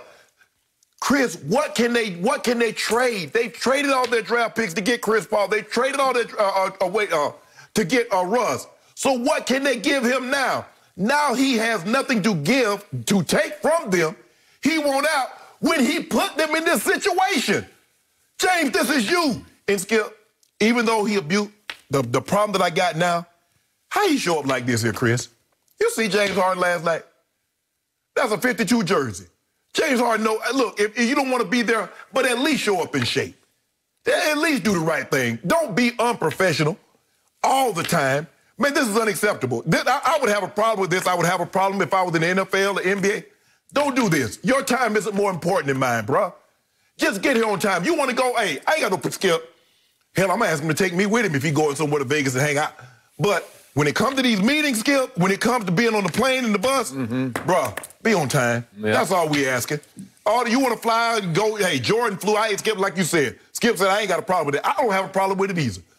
But when it comes to all of us being involved with meetings and bus rides and plane rides, nah, bro, I'm going to have a problem. So, Chris, I'm more on Shannon's side on this issue, because James Harden is hard to condemn. And I hear you, where's the hardware? And that's what we concluded in the opening block of the show. But He's hard to hate. It's hard not to fall into the James Harden trap, to be held hostage by him, because he has revolutionized basketball. We have never seen anybody score from the perimeter like this man consistently scores. We have never seen any 6'5" or shorter player get to the free throw line like this man does and make his free throws at an almost 90% clip. I don't know that there's a more durable superstar in the NBA this side of LeBron, and even LeBron 2 years ago missed time with a groin pull. James misses no time. He plays through bad ankles, bum shoulders, and he takes a lot of contact and a lot of abuse, as we all know, at the rim. So last year, he even added to his repertoire. He played his tail off on defense last year. He was top 3 in deflections and I believe he's top 2, second in loose balls recovered. Well, you got to give that to him to a point, but they put all their eggs in James's basket, because he was filling the basket up with 50-point games, and they hoped there would be a breakthrough. Right. And they had a couple of shots. They got to 2 conference finals. We go back to 2015. And how did it end? Ingloriously for James, because in the closeout game, James had a playoff record 12 turnovers. That's who he is. So undisciplined during the regular season, undisciplined in a closeout game. Then against my Spurs, that closeout game, there's no Kawhi and no Tony Parker. And James Harden, they're still looking for that James Harden. There's still an APB out for him, because they lost the game by 39 points at home. He had 6 more turnovers and shot 2 of 11 from the floor and 2 of 9 from 3. That's just who he is. And then to Chris's point with Chris Paul, they had Golden State on the ropes. Chris Paul pulls his hamstring, but they still win the game. They're up 3 games to 2 on Golden State. James, you got to take us home by yourself. Just one solo night. Give us one big 50-point salvo and we're good. We're in the finals. Right. And then it would pay off. All the power that you gave him, you get paid back. We need one of those big games that you give us in the regular season. Yeah. We need it here. He was a minus 32 in those 2 games combined and shot 6 of 25 from the three-point line. And as Shannon points out, the closeout game, they all started missing. They missed like 25 straight threes.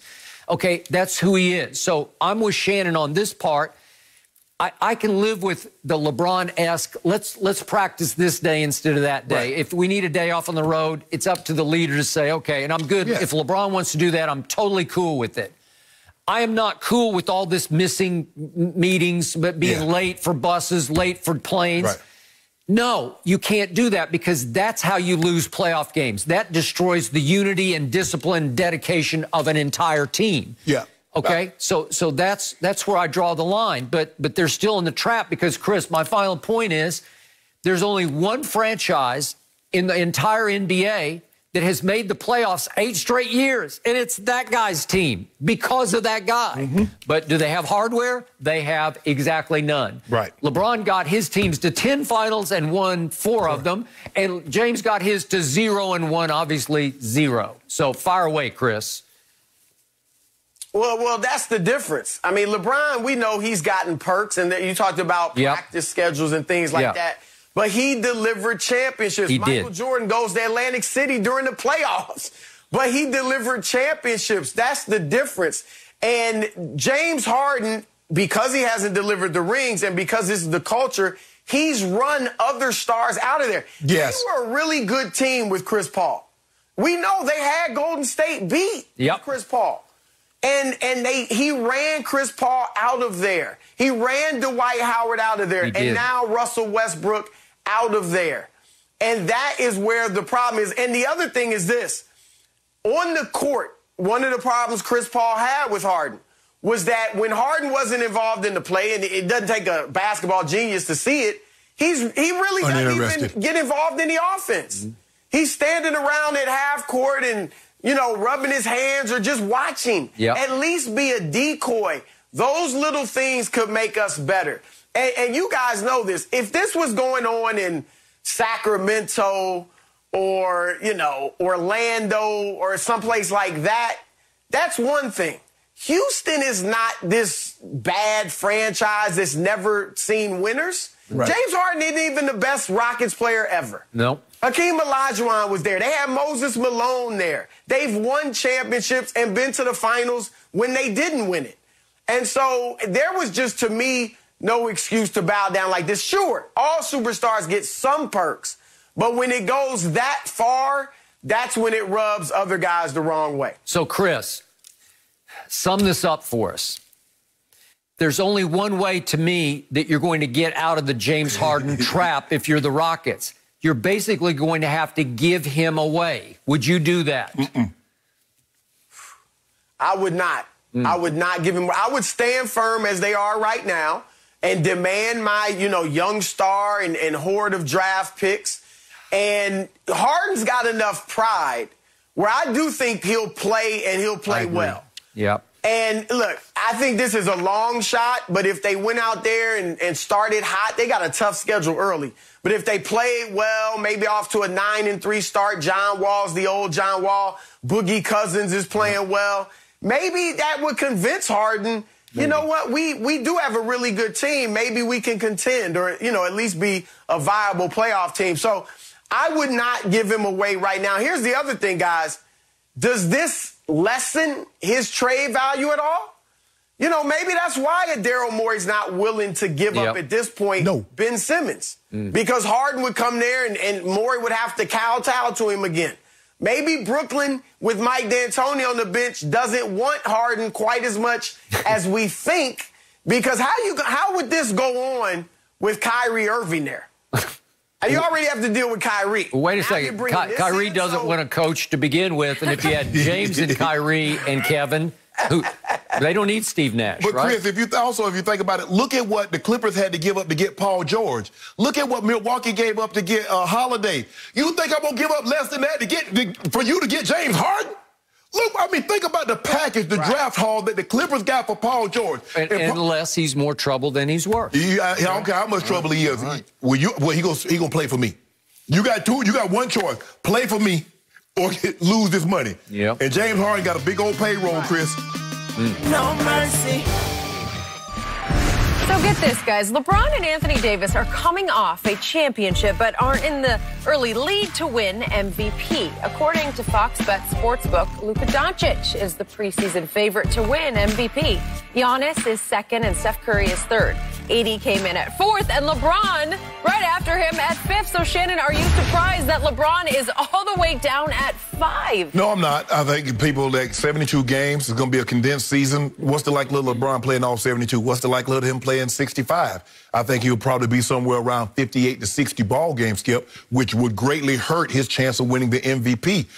Luka Dončić, going to be 21 years of age, young guy. Look at the guys that's up there. Giannis just turned 26, young guy. So those guys are more apt to play the lion's share of the ball game as opposed to LeBron. I'm surprised KD wasn't higher up. Thank you. But I'm not, Skip, I'm not surprised. LeBron's going to be turning 36 in 2 weeks, going into his 18th season. We're right now, look, we're going to put the numbers up that we put up, but we gear ourselves. Everything we do, Skip, is about the playoffs. That's what we do. That's what we're about. So, yeah, we might get a couple of triple dubs. She might stop by, the vaccine is out now, so she'll be able to travel with us. Really? Yeah. So we'll probably have like 9, 10 trip dubs. Does she have to wear a mask on them? Yeah, of course, yeah. But we're going to do what we do. Yep. But you know what we about, Skip. We about championships, and we're going to get 5. Timeout. Hold your horses. I'm not going to let you off this easily. What? I had to sit across from you just a few days back and for like 2.5 hours, hear you gush and gloat about how LeBron on the ESPN Top 100 NBA Players list was number 1. Uno. Number 1. Yep. Then I had to read a couple of days back another ESPN story in which 7 of 8 scouts/GMs What'd they say? said that they would start their team right now with LeBron over Giannis. Go. What? Yes. What? And you don't have your man's back on this? Yes. Where's the outrage, the anger? No, Where's Skip, the passion? Skip, you also remember now, you got to factor in, they're going to play 72 games. Okay, 14 of those are going to be back-to-back. How many of those back-to-backs you think LeBron's going to play? I'm calling baloney on that right here, right now. He is all about longevity records. He is not going to catch that ghost up there in Chicago in championships because it's hard to beat 6-0 when you're 4-6 in the finals. No, we catch it, but that means we're going to have 7. Okay, it won't work. Why it won't? You can try to sell that all you want. Why? It's just a bunch of phony baloney. So if we get 7 and what? And with 6 losses, you mean to tell me? You need longevity records. You need to pass Kareem Abdul-Jabbar. We're going to get him. The all-time leading We're going to get him. Are you? Yes. Well, then you better play basketball. You better play minutes. Because you need minutes. You need to play in blowouts against the poor Hawks, who are not so poor anymore. But last year it was the poor Hawks. But here's the thing. You said longevity. Well, we can't have longevity if we injured. We're coming off. We just played 71 days ago. He's Iron Man. He'll be just fine. Exactly. He is going to play. It's what he does. We're going to be smart about how we play and when we play. We conceded that the NBA needed to come back. They had lost so much money the previous year, and so they needed to start early. But don't think I'm going to injure myself and run the risk of all my dreams because I'm going to be the all-time leading scorer. I'm going to be top 5 in assists. I'm going to be a 40-10-10. 40,000 points, 10,000 rebounds, 10,000 assists with at least 6 NBA championships. You need to pass Magic Johnson on the all-time assists. Skip, we only like a little over 1,000. What? About 1,500. You need to play minutes. You need to play games. Skip. It was just a year ago. LeBron went third person. LeBron doesn't load manage. No, right? Skip. But here's the thing, Skip. You make it seem like this is LeBron's last year. We got 3 more. We're going to fulfill our obligations. That's what we do. We fulfill our obligations. We don't ask for trades. We don't demand anything. We fulfill our obligations. You don't give us what we want, we bounce. It's like a restaurant. Okay, you don't want to give me the service that I won't come back. I believe you are conflicted over this disclosure that he's 5th. Because the guy who's first right now in the odds is the next Larry Bird, says Shannon Sharp, who once upon a time idolized Larry Bird. He was his favorite player when he was a kid, right? Larry Joe Bird from French Lick, Indiana. Okay, and now you've got the next. You've got, what do you call him, Bird? Baby Bird? Baby Bird, yeah. Baby Bird. Luka is now, I don't know what's happened to this league. I don't know what's happened to these odds, but the kid, and he's still a kid, who shot 31% from 3 last year, who shot only 75% from the free throw line, both of them pathetic totals for a superstar. The kid who was 0 for 10 on last-second shots until he finally made a bomb to beat the Clippers in the playoffs. Bang. Finally, now he's 1 for 11 on last-minute shots if you include the regular season. So you believe he's going to shoot that bad again? The kid who played little to no defense last year to the point that Kyle Kuzma said after the November 1st win at Dallas, we just passed the ball to whoever Luka was guarding. That's the guy who's the MVP favorite right now. What has happened to us? That was probably before he showed up a little bit out of shade. He said, you know, hey, I ain't where I need to be. So you think he's going to plunge in the odds because he came back looking Harden-esque, I would say. No, but Skip, he never looks like he's in shape. But Skip, here's the thing, and I you know, he's a walking triple-dub, but the triple-dub doesn't have the same pizzazz. No. Because Russell's kind of killed that.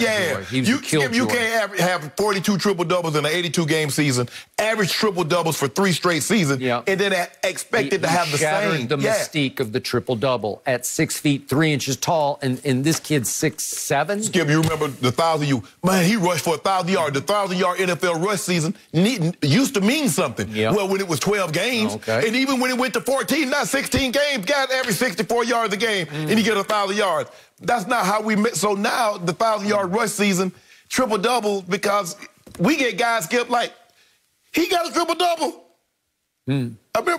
So let Luka have that. But Luka know when he comes see us. Now, you know he his favorite player, right? He's a LeBron's favorite player. And sometimes we have to, you know. I think he's LeBron's favorite player. And sometimes, because we want to start. That's just today. Tomorrow could be somebody else. And I forgot about Talen Horton-Tucker. That's his favorite player. Remember, we wanted to start our own line. We wanted to start a LeBron line under a light Nike umbrella, and Luka was going to be our guy. Well, that's what LeBron said. That didn't materialize. It didn't materialize. So why even say it? Because, you know, Nike, we need Nike to think big to long. I mean, it's okay. Okay, you got Jordan.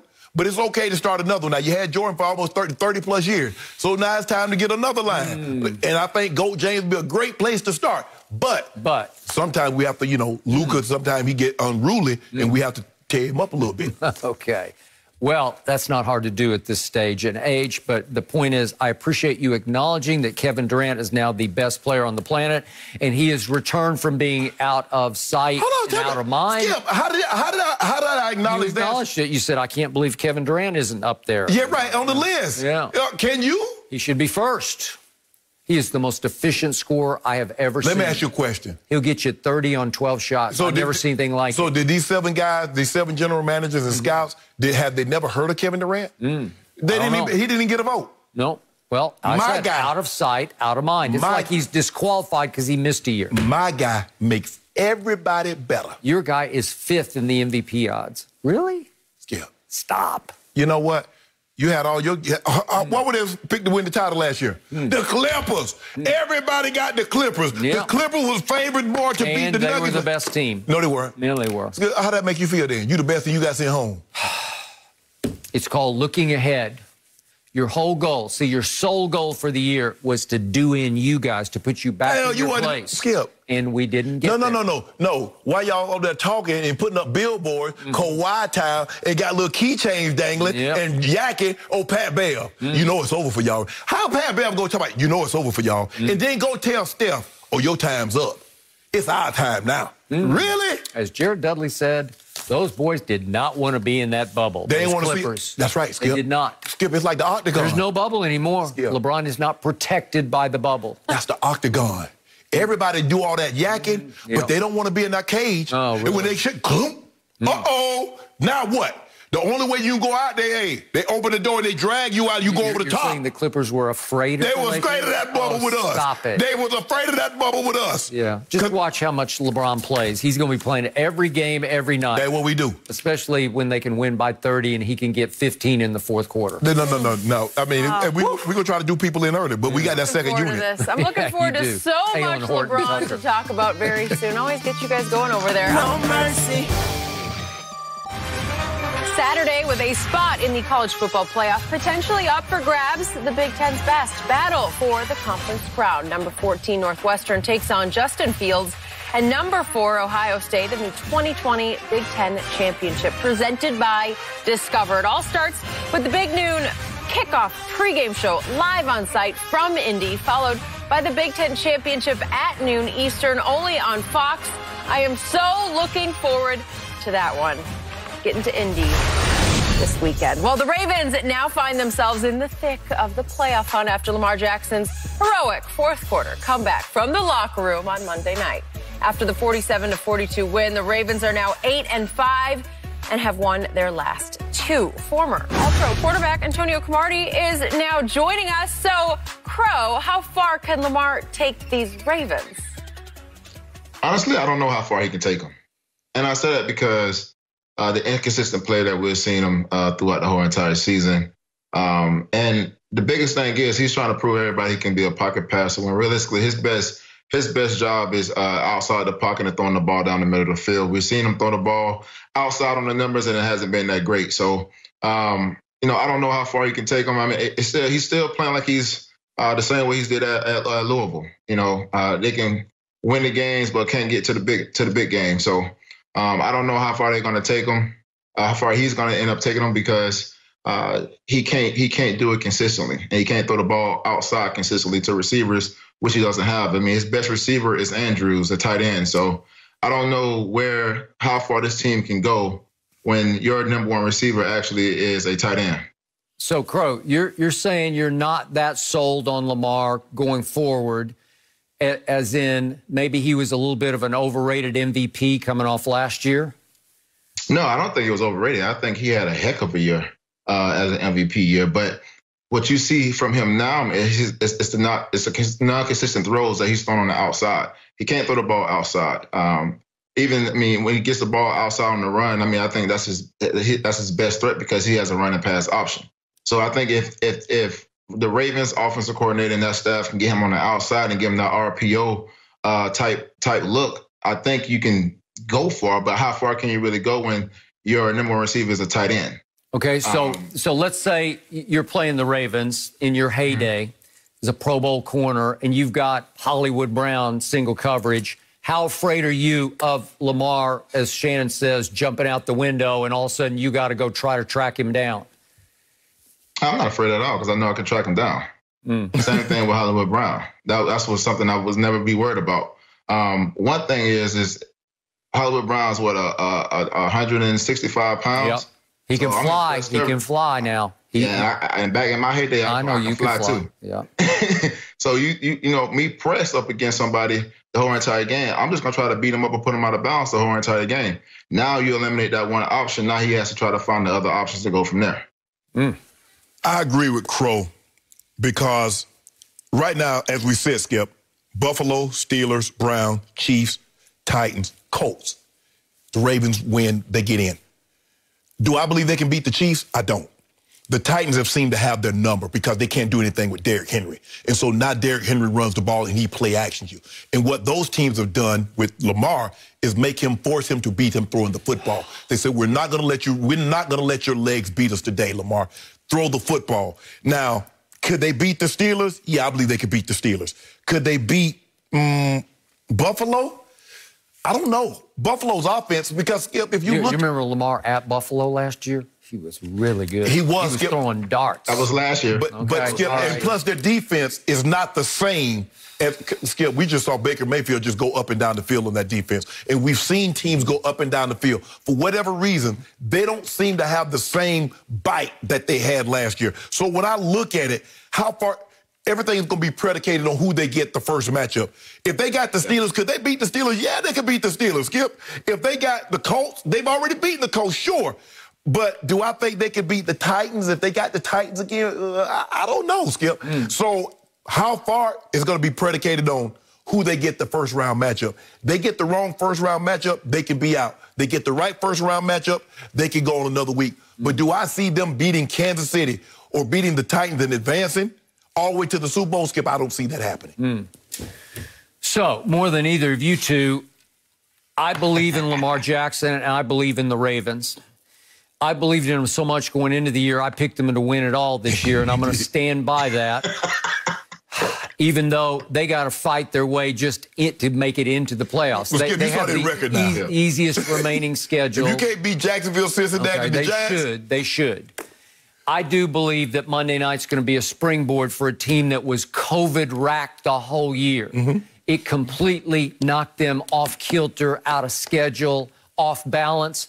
They were fighting COVID worse than any team in this league. And I think Monday night they finally all just sort of came back together and heaved a sigh, and here they went. And it was fairy tale, storybook, only in Hollywood sort of finish to that game.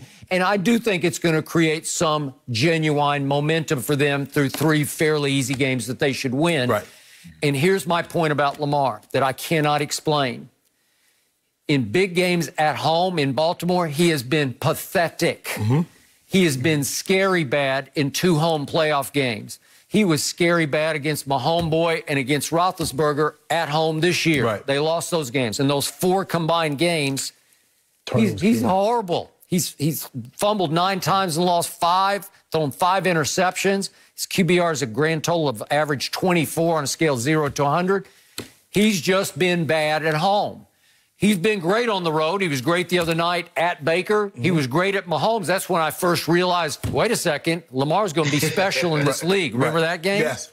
Okay? So I like them as road warriors because Shannon Sharp knows us better than anybody. I just love the tradition of that team. They got a bunch of ballers. He lost 2 stud offensive linemen this year, and they're just now starting to get it back together. The defense, I agree with you, it hadn't been the same, but those 2 corners are legit. They may not be Crow-Martys, but those 2, they're both really good. But the one thing they could do last year, Crow, is that they could rush the passer. So now Peters could jump those routes. No, but Judon can get after you. But Skip, that's why they went out and got Ngakoue.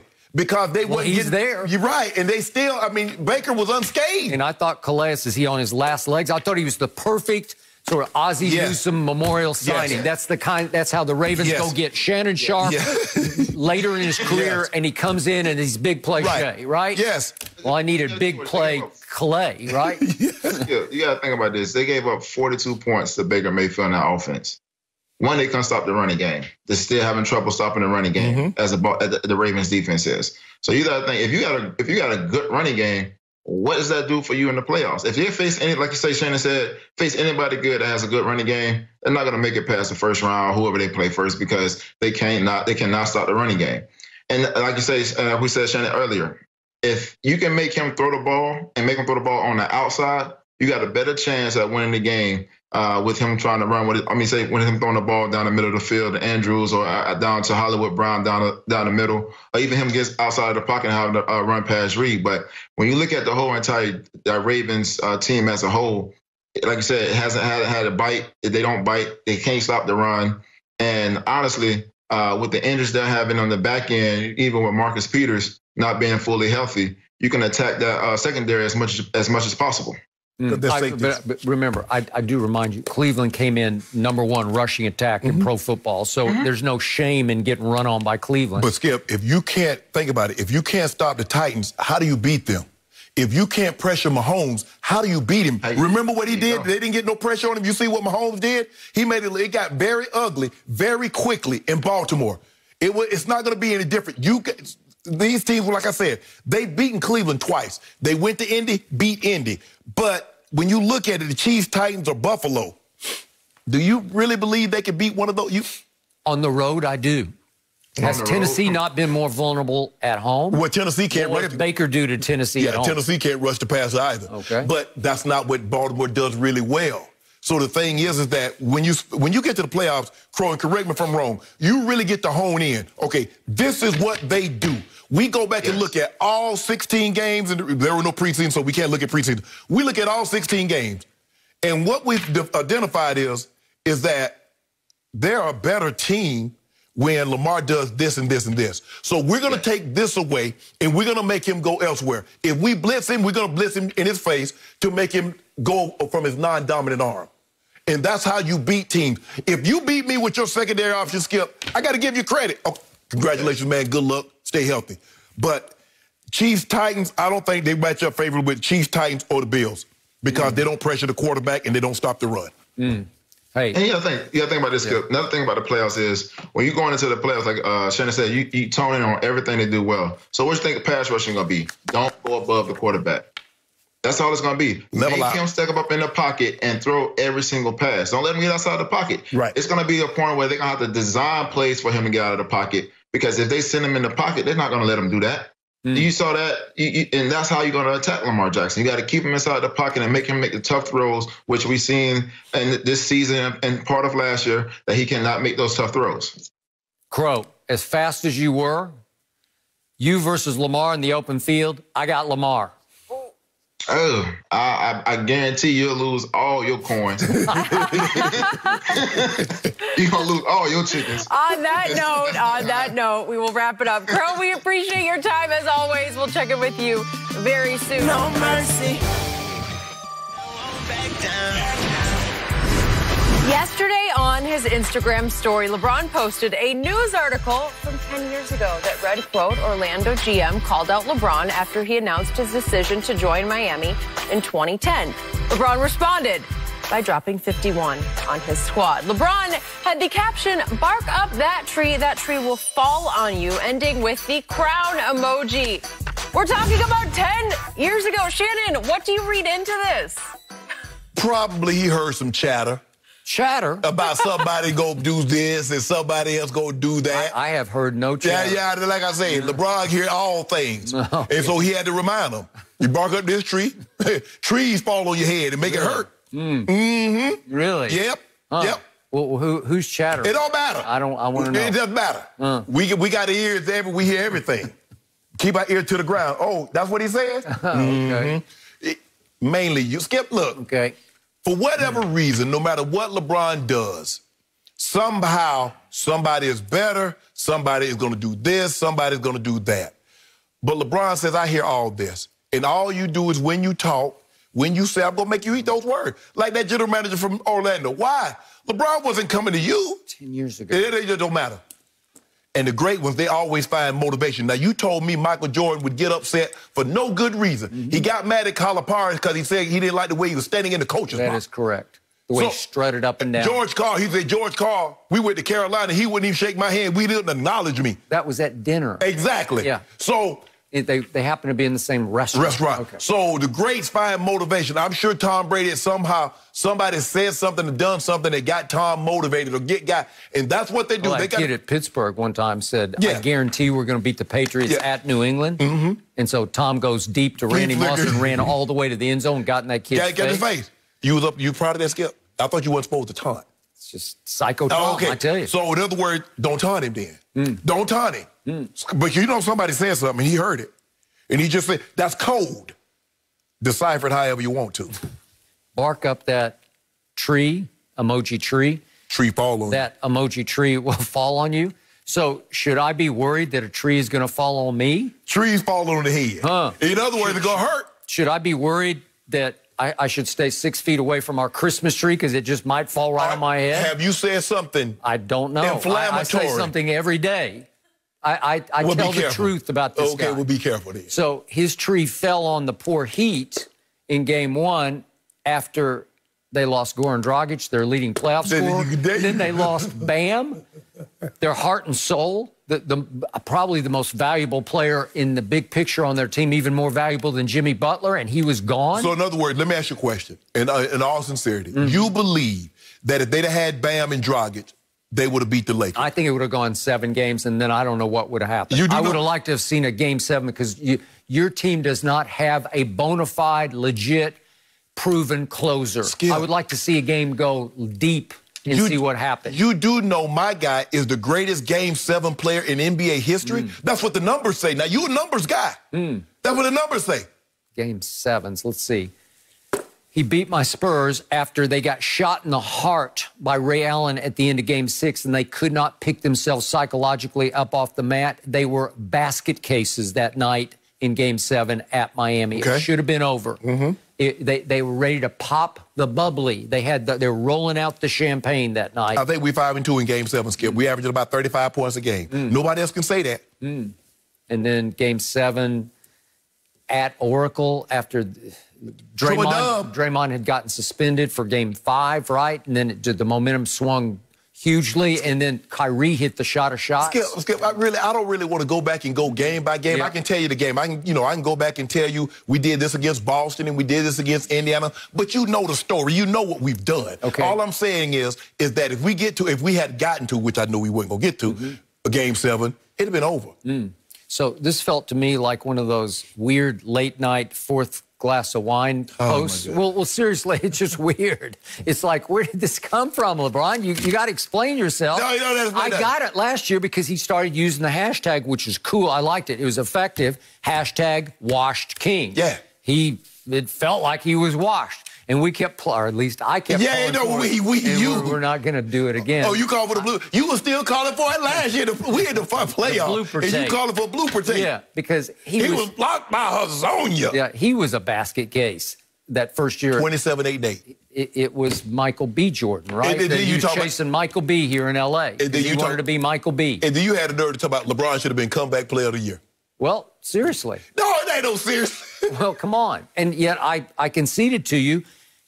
Boy, he took it up a notch, and I thought just when we took our COVID break there in March, I thought he was the MVP. I thought he had pulled slightly ahead of Giannis that last weekend. Well, actually, they don't give comeback. They give most improved. So, in other words, LeBron James should have won most improved player in the NBA. He went 28 and 27 as a starting player for the Lakers in his first go-around here. You proud of that?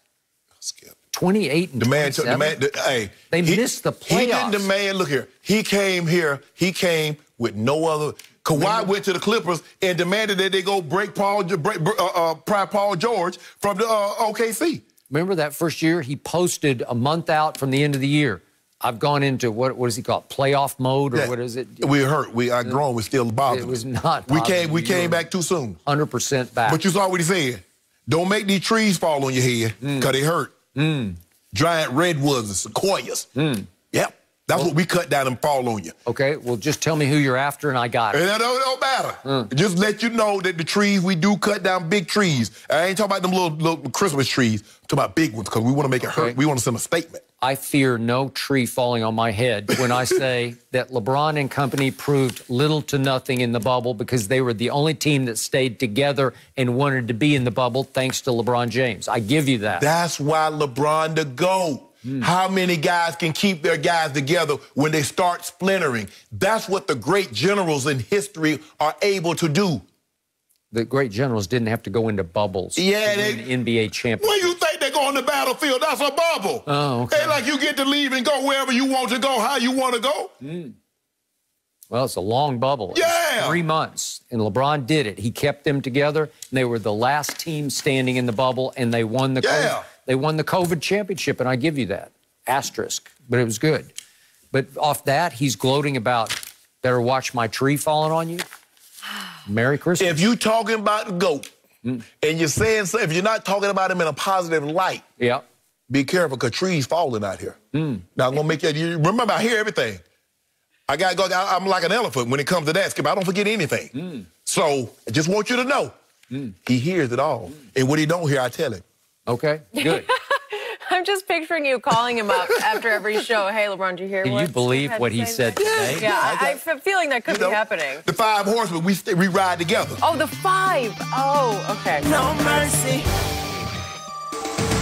Tomorrow, Derek Carr and the Raiders are fighting for a shot at the playoffs, but rookie sensation Justin Herbert and the Chargers are looking for the upset. Thursday Night Football, 7:30 Eastern, 4:30 Pacific on Fox, also available on NFL Network and streaming on Prime Video.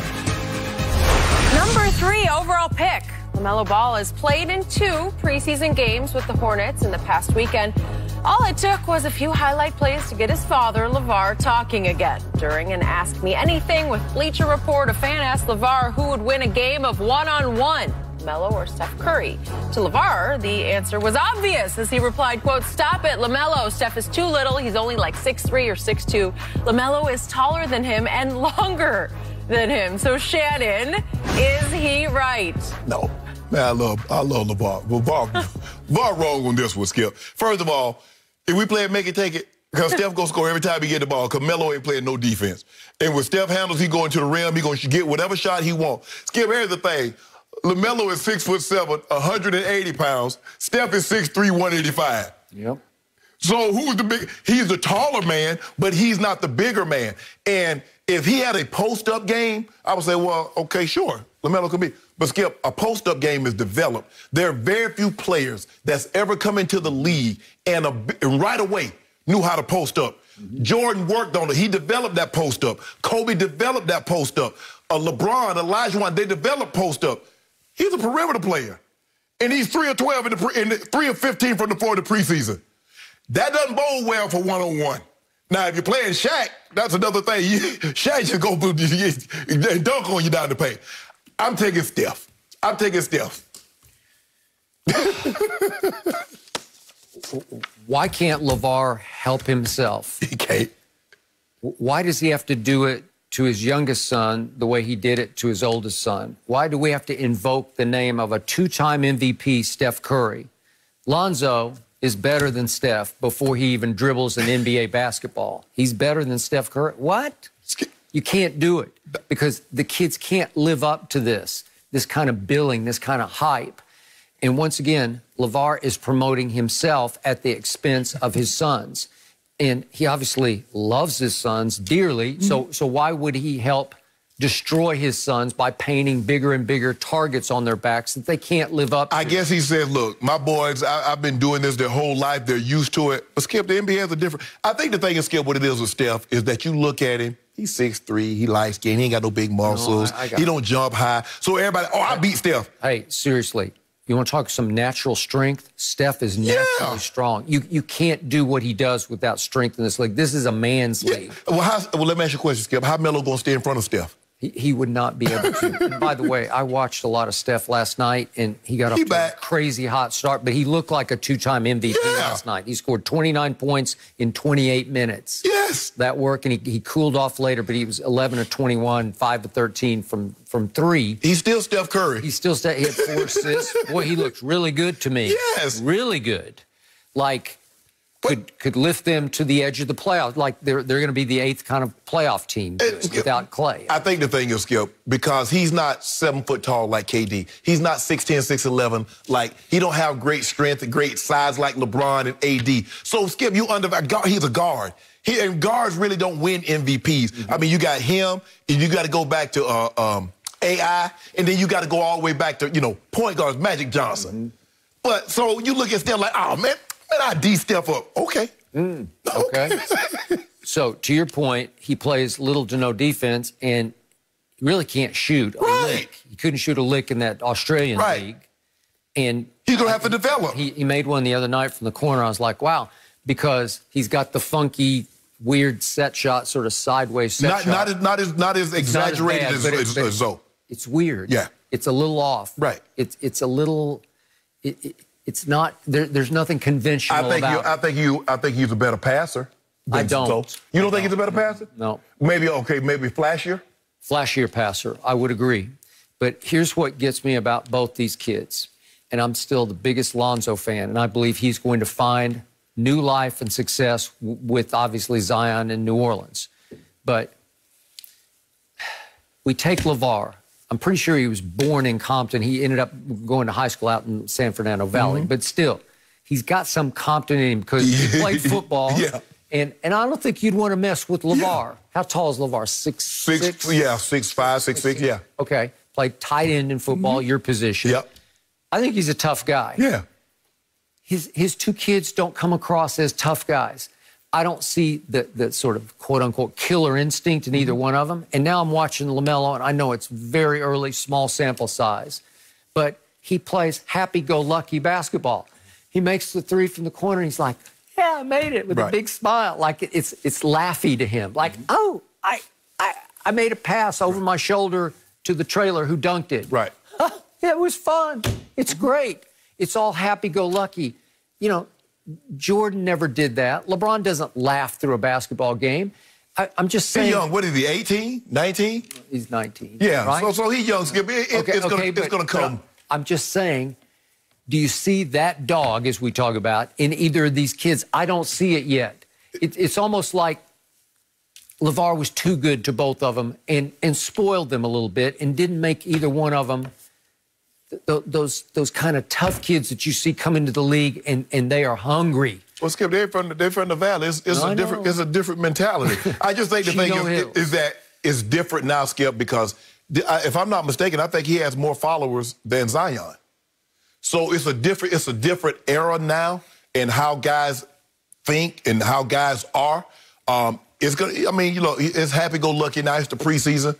But soon these games count, and you get paid to do this now. Okay, so Steph Curry would destroy LaMelo in a one-on-one contest right now. He would destroy him mentally and physically. Yeah. And to your point, if you're going to play make it, take it, it's over. If whoever wins the coin flip, if Steph wins it, it's over. It's just over because he's just going to drain threes all day and all night. Well, he's going to be able to get what he wants because his handles. It's not like LaMelo going to sit down in the chair and D him up. No. So is LaMelo physical enough or skilled enough or mentally tough enough to back him down, as you say, beep, beep, beep? No. Is he going to do that? That's not his game, Skip. No, it's not his game. Okay, I get it. He would have maybe a 5-inch height advantage. Yeah. But come on. How many times it's not his mentality. Thank you. Skip, Giannis has been in the league, 7-8 years and still hasn't developed a post-up game. Yeah. So we expect a 19-year-old kid to come in with a post-up game. And I don't see any mid-range jump shot game yet because if you had 8-foot jumpers, if you had KD in you, well then you just rise up over him and you'd keep making little lower degree of difficulty shots over him while he's having to shoot threes, right? I mean, we haven't seen him pull up and shoot up over anybody. So I think LaVar, And you should hype your kids. You should have the utmost confidence that my kids can do this. Because I told you I was going to have sons in the NBA, although LiAngelo got released by the Pistons, and LaVar's upset about that.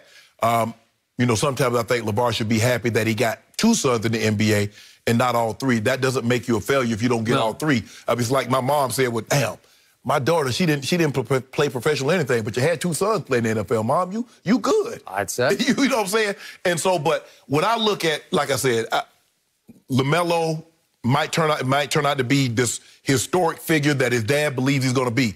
But I don't believe right now, as we sit here and talk, he can beat Steph Curry one-on-one. He now 2 years, 3 years, 4 years from now, Skip, that might be the case. But right now, nah. So why would he even broach the subject? Why would you go there? It's all about your ego, right? Because you've been out of the spotlight for a while, and all of a sudden, oh, LaVar say he ain't been out the spotlight. He said, just because y'all don't see me and ain't talking to me, that don't mean I'm out the spotlight. That's what he told me the other day. Oh, did he? Yeah. Okay. Well, I still love LaVar, but I don't love what he does occasionally to his son. So you got Steph over LaMelo. I got him in a rout. I got embarrassing. I got humiliating. That's what I got. Well, he said he won't Jordan. He said he'll pay Jordan on pay-per-view for the right price. You think LaVar would? Yeah. You think he'd beat Jordan right now? I don't need to see that. You think LaVar could beat Jordan right now? No. I do not. We've seen the tape there. Michael could smoke a cigar and beat LaVar. I don't think we should watch that. No mercy. The Cowboys are 3-point home underdogs this week, according to Fox Bet Sportsbook, as they host the 49ers. Dallas is coming off a win against Cincinnati, while San Francisco lost last week to Washington. So, Shannon, are you surprised by this point spread? I am, Skip, considering the 49ers have lost 5 of 6. Now, they've lost to some good teams. Lost to Seattle, Green Bay, New Orleans, beat the Rams, lost to the Bills in Washington. So I am a little surprised. Now, Kyle Shanahan, the head coach, did say Kittle might practice this week and could be there. But considering that they're playing the, third-string quarterback with all the injuries they've been hit with, yes, I am surprised the Cowboys are underdogs at home. I'm actually shocked by this line because I have little to no respect for what's left in San Francisco because Fred Warner got hurt and he had an MRI. He's very questionable. Right. Mostert got hurt. He's very questionable. MRI 2 days ago. Debo's is out. And all of a sudden they're weighing, should we go back to C.J. Beathard, who's 1-9 as a starter because Nick Mullins has now thrown 10 interceptions, fumbled 7 times and lost 3 of them. You want to talk about a turnover machine? He's beyond Carson Wentz as a turnover machine. He makes Carson Wentz look like Aaron Rodgers. He does. And he literally handed the game to Washington the other day and let them run away with it, right? Fumble and a pick 6. Okay, so what's left in this cupboard? Not a whole lot. Vegas think they slick. They try to do a switcheroo on us. Oh, Cowboys are underdog. Man, my Cowboys are coming off a dynastic victory at Cincinnati, 30-7. That was a tour de force, right? Man, come on, maybe not, but underdogs still, get the Cowboys. I really believe that my team should win this game. Yes, they should be favored. Not underdogs. Hold on, you just told me after everything, C.J. Beathard or Nick Mullins, and you're going to talk about your team your team is underdogs to this? Yep. I think we're going to win this, and then we'll be right back in the race again. I'll get tortured another week. Skip, you're not winning anything. You win this game, but y'all not going anywhere. How hard has this season been for you, Skip? Every single week. You never know what you're going to get. That is it for Undisputed. Good stuff today, guys. We're back at the same time tomorrow morning. Have a good day.